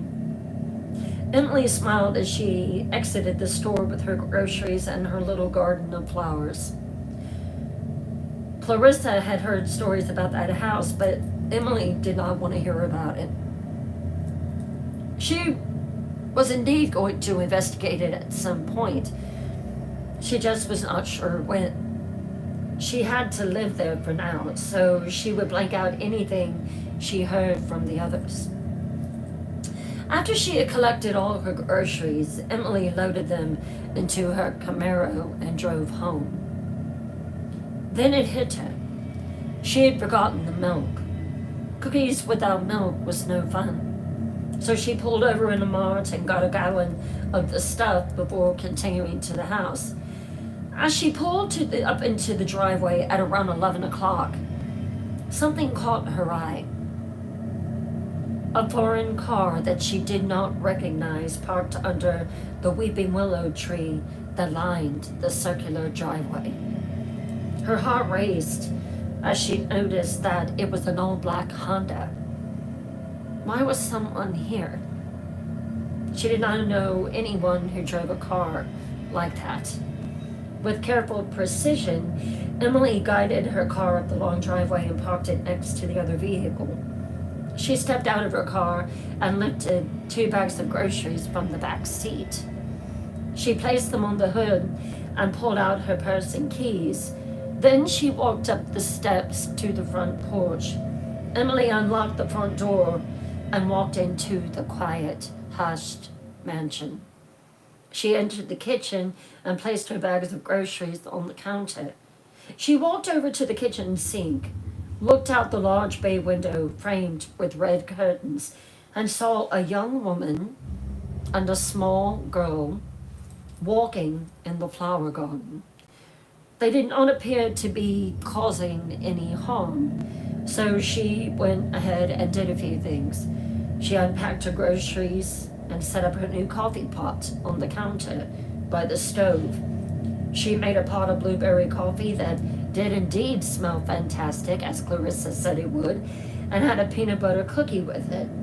And then she placed her flowers in some vases that she found under the kitchen cabinet beneath the sink and filled them with water. She would put them in her bedroom later. She washed her hands and sighed. They were still there. It was time to meet her visitors.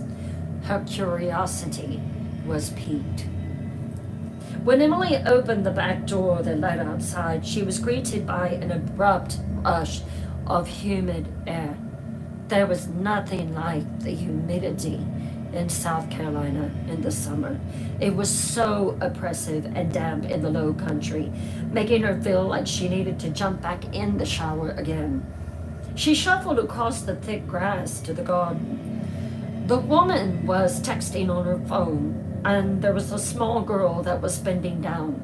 She was picking roses and playing with a little golden puppy by swatting a bright red rose back and forth across the pup's face and making it sneeze. Their backs were to Emily. She unlatched a white wooden gate with the trestle of red and hot pink climbing roses above her head and softly approached them. Her footsteps were silent. "Hello," she said softly. The woman jumped, as did the girl, and dropped her cell phone into the flower bed of daffodils. "Oh, shoot!" the woman exclaimed. "You scared the hell out of me," she said, laughing nervously and holding her hand to her stomach. Emily held her hand up in a truce position. "I'm sorry. I didn't mean to scare you. I just wanted to come and introduce myself. I'm Emily Buchanan. I'm the new housekeeper here." The woman was very pretty, with short, deep brown hair cut in a pixie, warm brown eyes framed by large, dark lashes, and she was close to 6 feet tall. She looked to be in her mid-30s and had an olive complexion showing off her high, model-like cheekbones. She was slender and wore lavender nurse scrubs with a baby elephant print in cheerful yellow. She wore white tennis shoes with canary yellow shoestrings and a lanyard around her neck and a name badge that said Cypress General. Emily would guess that she worked in the neonatal unit or perhaps the nursery. The woman held her hand to her forehead and had an embarrassed look on her face. "Oh, I am so sorry. I heard someone had accepted the job, but I wasn't clear on who or when that the new caretaker would arrive," she gushed in a low country accent. She smiled apologetically. "I'm Lainey Griffin, and this is my niece, Bella," she said, pointing to the pretty girl playing with the adorable puppy. "We live just down the road, a piece to your left. We have the horse farm, Griffin Farms." Emily gasped. "Oh, wait, I saw your farm on the way to the store this morning. It was a white fence with beautiful horses in the pasture. It looked like they might have been Arabians, maybe." Lainey nodded enthusiastically. "Yeah, that is the one." "I love horses," Emily said. Well, so does my brother Davis. He raises and breeds Arabians, so you were right." Emily found that so fascinating. She smiled, and even though she couldn't explain it, she felt immediate kinship with this woman. Lainey shook her head in apology. "I would have never just shown up like this if I knew someone had been living here. It's been vacant for so long. It's been at least 2 years since Miss Hastings passed away. I feel like I'm trespassing now." She laughed nervously. Emily shook her head. "No, you're fine," she assured her. Lainey visibly relaxed in her face and her body. Emily looked around her at the garden and surrounding property. "You're familiar with this place?" she questioned softly. Lainey laughed dryly. "Well, I should say so. We may not be Hastings, but we are close enough with all the relatives that have worked here through the years for the family." She chuckled. "We have been heavily invested here for decades." Lainey strolled to a spot away from the little girl who was still plucking flowers, and Emily trailed behind her. She could tell that Lainey had something that she wanted to share, but she wanted to be sure that they weren't close enough for the child to hear them. Once they had stepped away, but she could still keep an eye on the girl, Lainey spoke. "My family has worked for the Hastings family for many years. My grandmother, my mother, and my sister were all housekeepers here." She smiled. "I broke the chain. I became a nurse. Thus, the kid scrubs." She pointed to the elephant fabric and then continued. That girl over there, she's my niece, Bella, and I'm her sole guardian since her mom passed away a few years ago." Emily looked over at the child. Bella's hair was the lightest shade of cotton blonde and rolled down her back in gentle waves. Her skin was porcelain white, giving her almost an ethereal, delicate, otherworldly air. She had thought the child was shy due to their quietness, but now she could sense something else. Lainey seemed to realize that Emily was questioning it. "Bella has selective mutism. She used to talk as much as any child, but she stopped when my sister passed away." Emily's heart went out to the little girl. Lainey walked over to a stone bench in the middle of the garden path and sat down with a heavy sigh. "I was bringing her here because when she gets agitated, this is like the only place that calms her. She will only communicate by writing, She has not spoken one word since Tristan passed. It helps her to be here where her mama was and makes her feel calm and close to her. Emily's blue eyes widened. Close to her? Here, she questioned. Laney nodded in response. Yes, Tristan served as Miss Hastings' housekeeper, her loyal companion, and whatever else you want to call it, assistant, secretary. She had been with Marjorie Hastings for over 5 years, and they had a pretty good relationship. You don't have to say anything. No, it's okay. One morning, my sister was vacuuming the stairs to the second floor, and, well, she fell backward.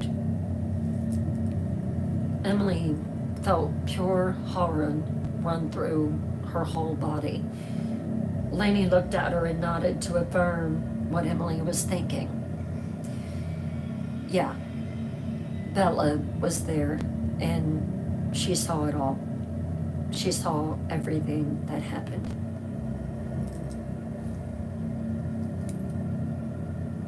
Oh my God. Laney's eyes teared up. Yeah, it's been tough on us.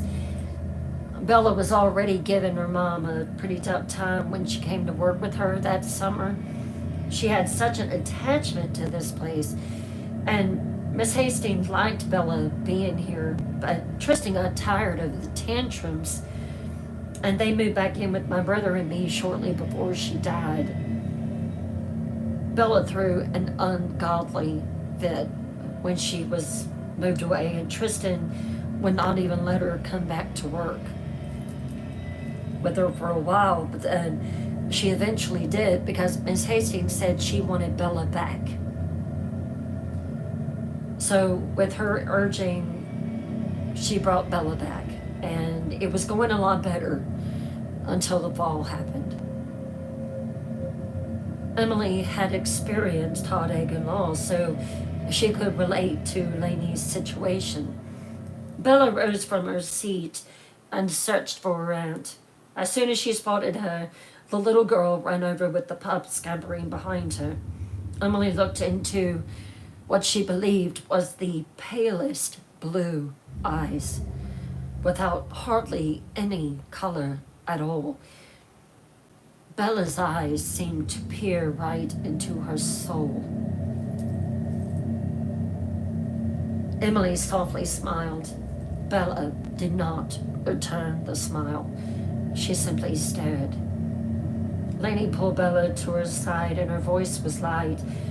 Bella, this is Emily, the new housekeeper. Isn't that cool? No response, just a continued stare that made Emily extremely uncomfortable under this small girl's scrutiny. Bella pulled hard on Laney's hand, and Emily saw her reach into her back pocket of her scrub pants and pull out a small notebook and a pencil. She handed it to Bella. Bella grabbed it and began to write on the pad. She showed Laney what she had written, and then looked back at Emily with a look of hope in her eyes. Laney looked at Emily and turned the pad around to show her what Bella had written. In big, bold letters, it said, "Have you seen my mommy?" She looked intently at Emily, and Emily shook her head in the negative. She did not know what to say. She looked to Laney, and then she looked back at Bella.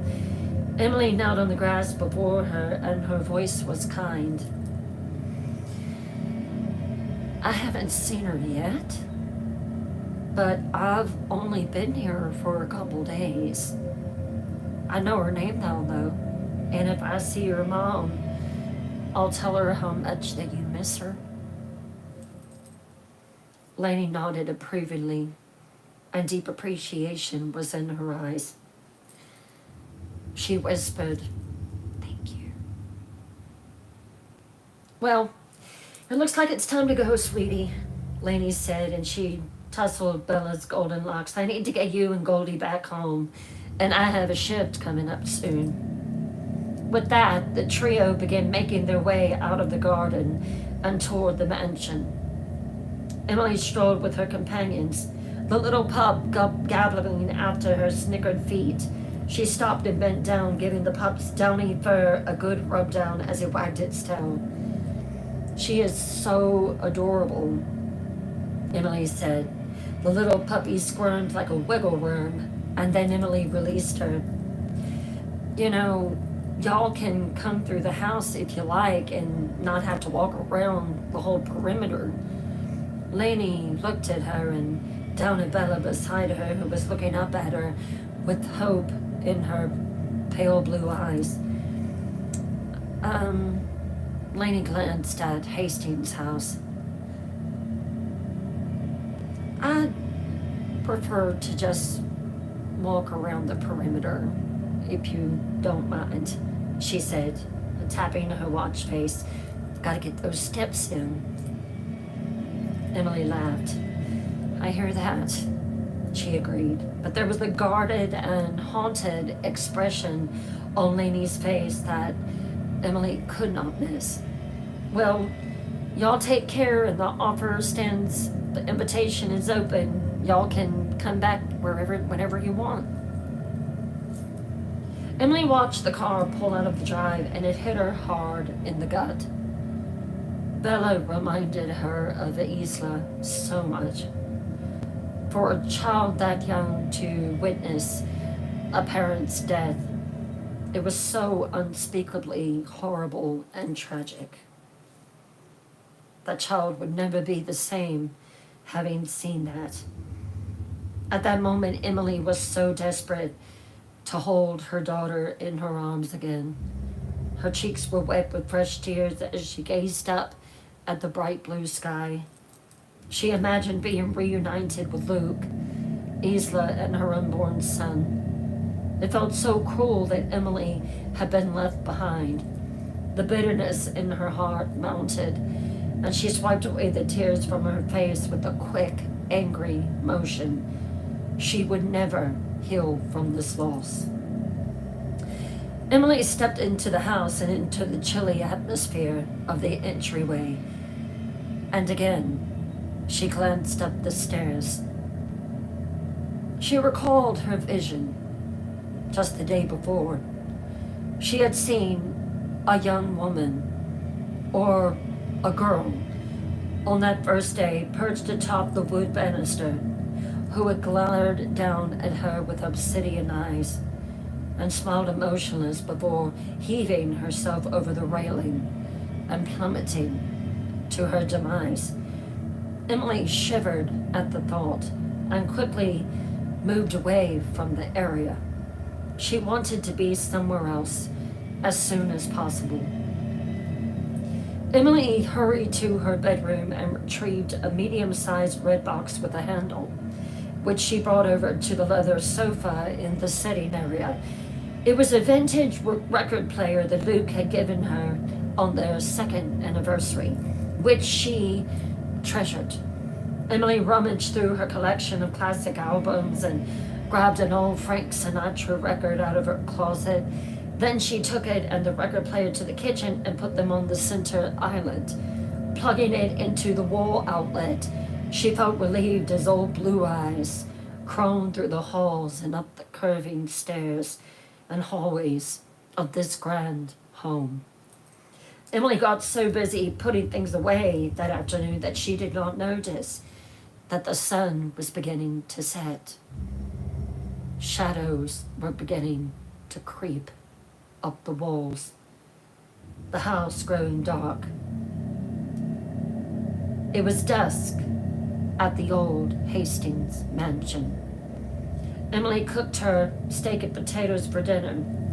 Finding 2 white plates in the cupboard above the sink, she placed her food on it before hastily consuming it while standing at the kitchen island. Emily was so greedy that she did not even sit down to eat. She had some sweet tea, but she longingly wished for a glass of wine. or a few beers to go with her meal, only to find that there would be no such indulgence tonight. As Emily finished her meal, she tidied up and stepped outside to see the sunset that painted the sky orange with royal purple and turquoise aqua accents. The sultry night air blew a promise of rain or a thunderstorm later. She returned to the garden and sat on the bench Lainey had occupied earlier. Emily swapped her tennis shoes for some flip-flops before she went outside, which she removed now to let her feet rest in the cool grass. With her head reclined, she closed her eyes and enjoyed the moment. Emily felt so much better out there than she did in the house.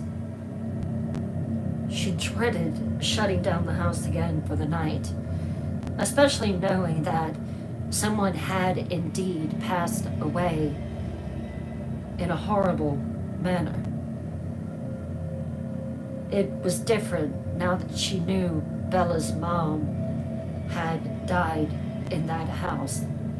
Emily prayed that she did not re-encounter her or have that vision again, because it had shook her.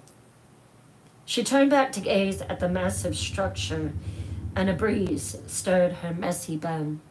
Her eyes grazed over the windows on the second floor, but did not linger on them long. A shiver ran down her spine, causing her to wrap her arms around herself to shake off the feeling of being watched. Emily stared at the gauzy white curtains on the middle window in front of the staircase. It felt like someone was looking through those curtains at her. But how could that be possible? She knew no one else was in the house with her. She didn't believe in ghosts. She didn't believe in the supernatural. They were not real. They were fantasies told by people who simply wanted to scare others.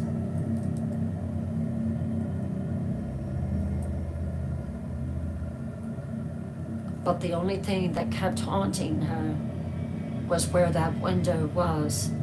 It was up very high, and there were no steps leading up to it. And that is the completion of chapter 5.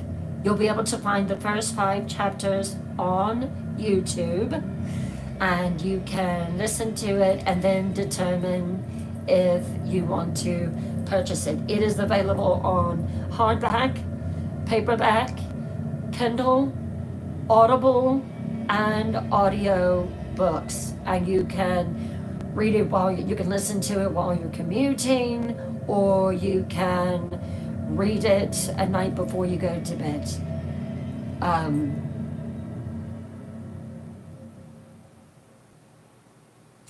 Now, in answer to the question, what inspired me to write The Haunting of Hastings House? Well, it was a vision. So it was the oddest thing.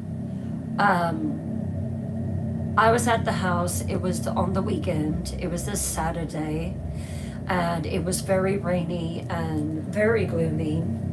And I was walking through the house to go upstairs and change the sheets. And the hallway was just very shadowed, and the staircase was pretty much cast in darkness, except for a nightlight at the top of the stairs that was plugged into the wall and cast this amber glow down the steps. And that is when I saw her. I saw a shadow, half in darkness, half in the light from the nightlight, just standing there. And there was such rage and just a volatile feeling that was coming from this vision that I was seeing. Now, to be honest with you, a lot of people have said, Bryn, I don't know if that was just a vision that you had or if something literally materialized that. But I could not erase the image out of my mind. And I was standing at the bottom of the steps. I'm looking up, and I knew that it wanted to push me down the stairs. It wanted to hurt me. It wanted to unalive me. And so I remember that I went ahead and I walked upstairs and I did what I needed to do. That night I was laying on the couch and I just could not get this vision of this thing that I had seen at the top of the stairs. And I started thinking to myself, what would make someone so angry, so violent, so filled with rage and hatred that you could come back from the grave for vengeance? And that is when the Hastings house was born. It was born right there at that moment. I wrote The Haunting of Hastings House in 3 months. I did not ever experience one moment of writer's block. It just flowed so freely, so effortlessly, and what I can say is if anyone has a right to come back from the grave and exact revenge, the spirit in this book does. And for those of you who have read it through entirely, agree with me.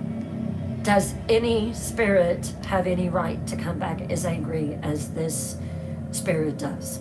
I am trying so hard not to give too much away. You are welcome, Shirley. And honestly, the whole time that I was writing it, that was the first time that I really allowed my mind to go to a very dark place. And I had nightmares about it. There was one night that I was asleep in my room and I woke up and there was such a heaviness that was in the bedroom, but it was particularly coming from the corner and on the left side of the room, far back in the corner. And again, I was like, that there was a chapter written in the book that is based on what I experienced in the bedroom. And it was just wild. I wrote the whole story in my house. Yes, I wrote it while I was there. And I love it. It's my baby. It's my first one. And it will forever be in my memory. I have one lady that she's constantly asking for me to have a doll made of the spirit that is haunting Hastings House, because you're just gonna have to read it. I've got autographed copies that I'm getting ready to sign. I will show you quickly what the book looks like. This is the first copy that I ever that I got the night that I received it. And you remember when I was telling you that I was very particular about the cover? Well, this is the cover of The Haunting of Hastings House. and it's a good sized book. I think it's 367 pages, I believe. And yeah, so that's it. But it all started with this shadow right here. In fact, I told my publishing team when I was in the process of picking out the art and everything, I said, whatever you do, you must have a shadow looking out the window. You must have it.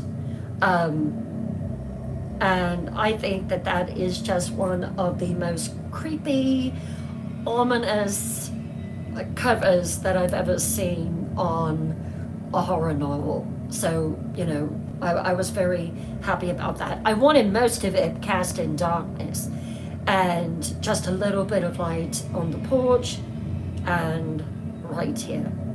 So that is the book. But this is just a copy that I have. But there are copies that I'm going to be autographing and selling. That will be happening here shortly. There's a couple things that I need to do business-wise. And then, yeah, you'll be able to get your autographed copies. Yeah, absolutely. You can finish it in a day. You're absolutely right. So, I'm so glad that you like it, old baby. I've never seen you here. Is this your first night? I'm so glad to have you here. So glad that you are a night dweller.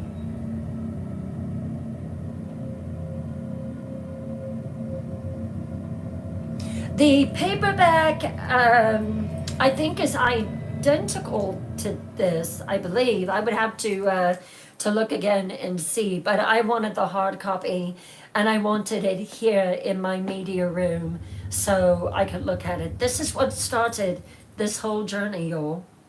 This whole journey. That if this hadn't have been written, this wouldn't be happening. I wouldn't be on TikTok. I would not be telling you scary stories every night. Everything happens for a reason. And it all materialized with that girl at the top of my steps. 3 months, oh baby. Well, it is a pleasure having you here.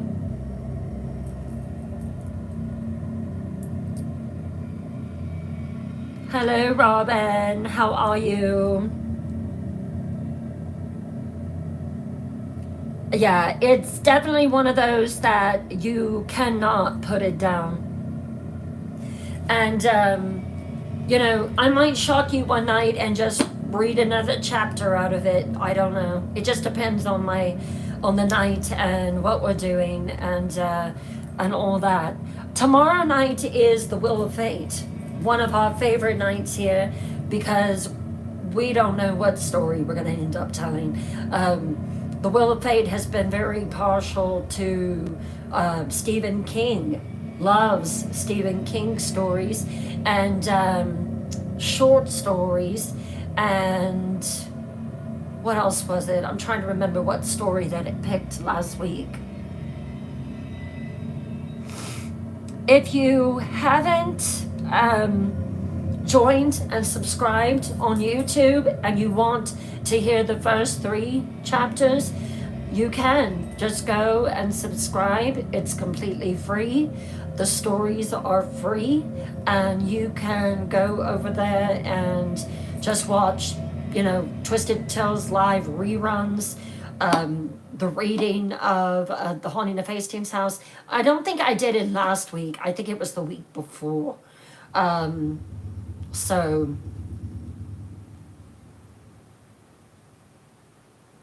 good, Robin. Glad to hear it.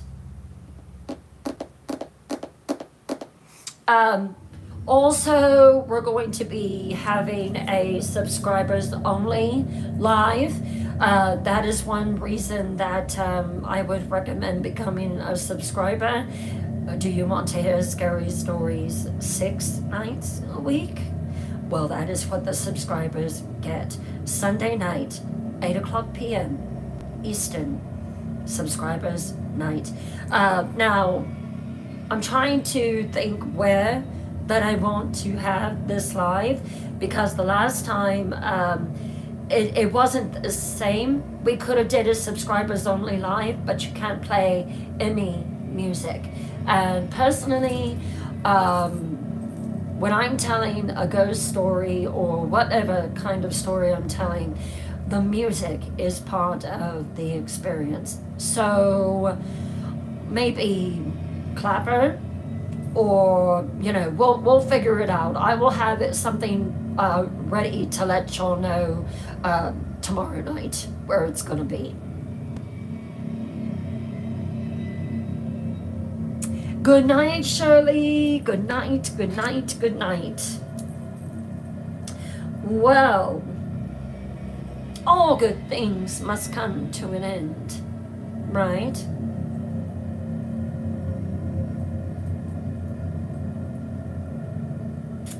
Yes, indeed.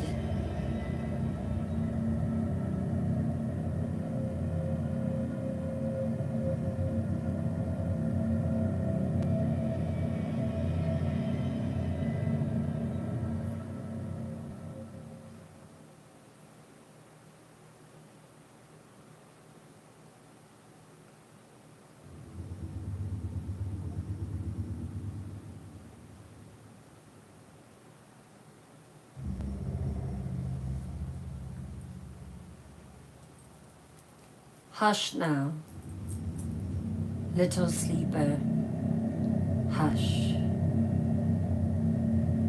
No need to run, no need to rush. I've waited long, I've watched you grow from behind the veil, so far below. I count your breaths, I name your fears. I feed upon your quiet fears. Each time you listen and stay too late, I write you down, I seal your fate. 1 for sorrow, 2 for shame, 3 to whisper your name, 4 to bind you soft and tight, and 5 to feast on you and your dreams tonight. You let me in, you stayed, you see, and now in the darkest corridors of your nightmares, you belong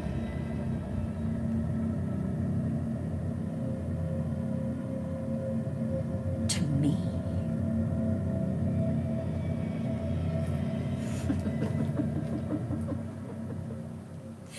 You belong to me.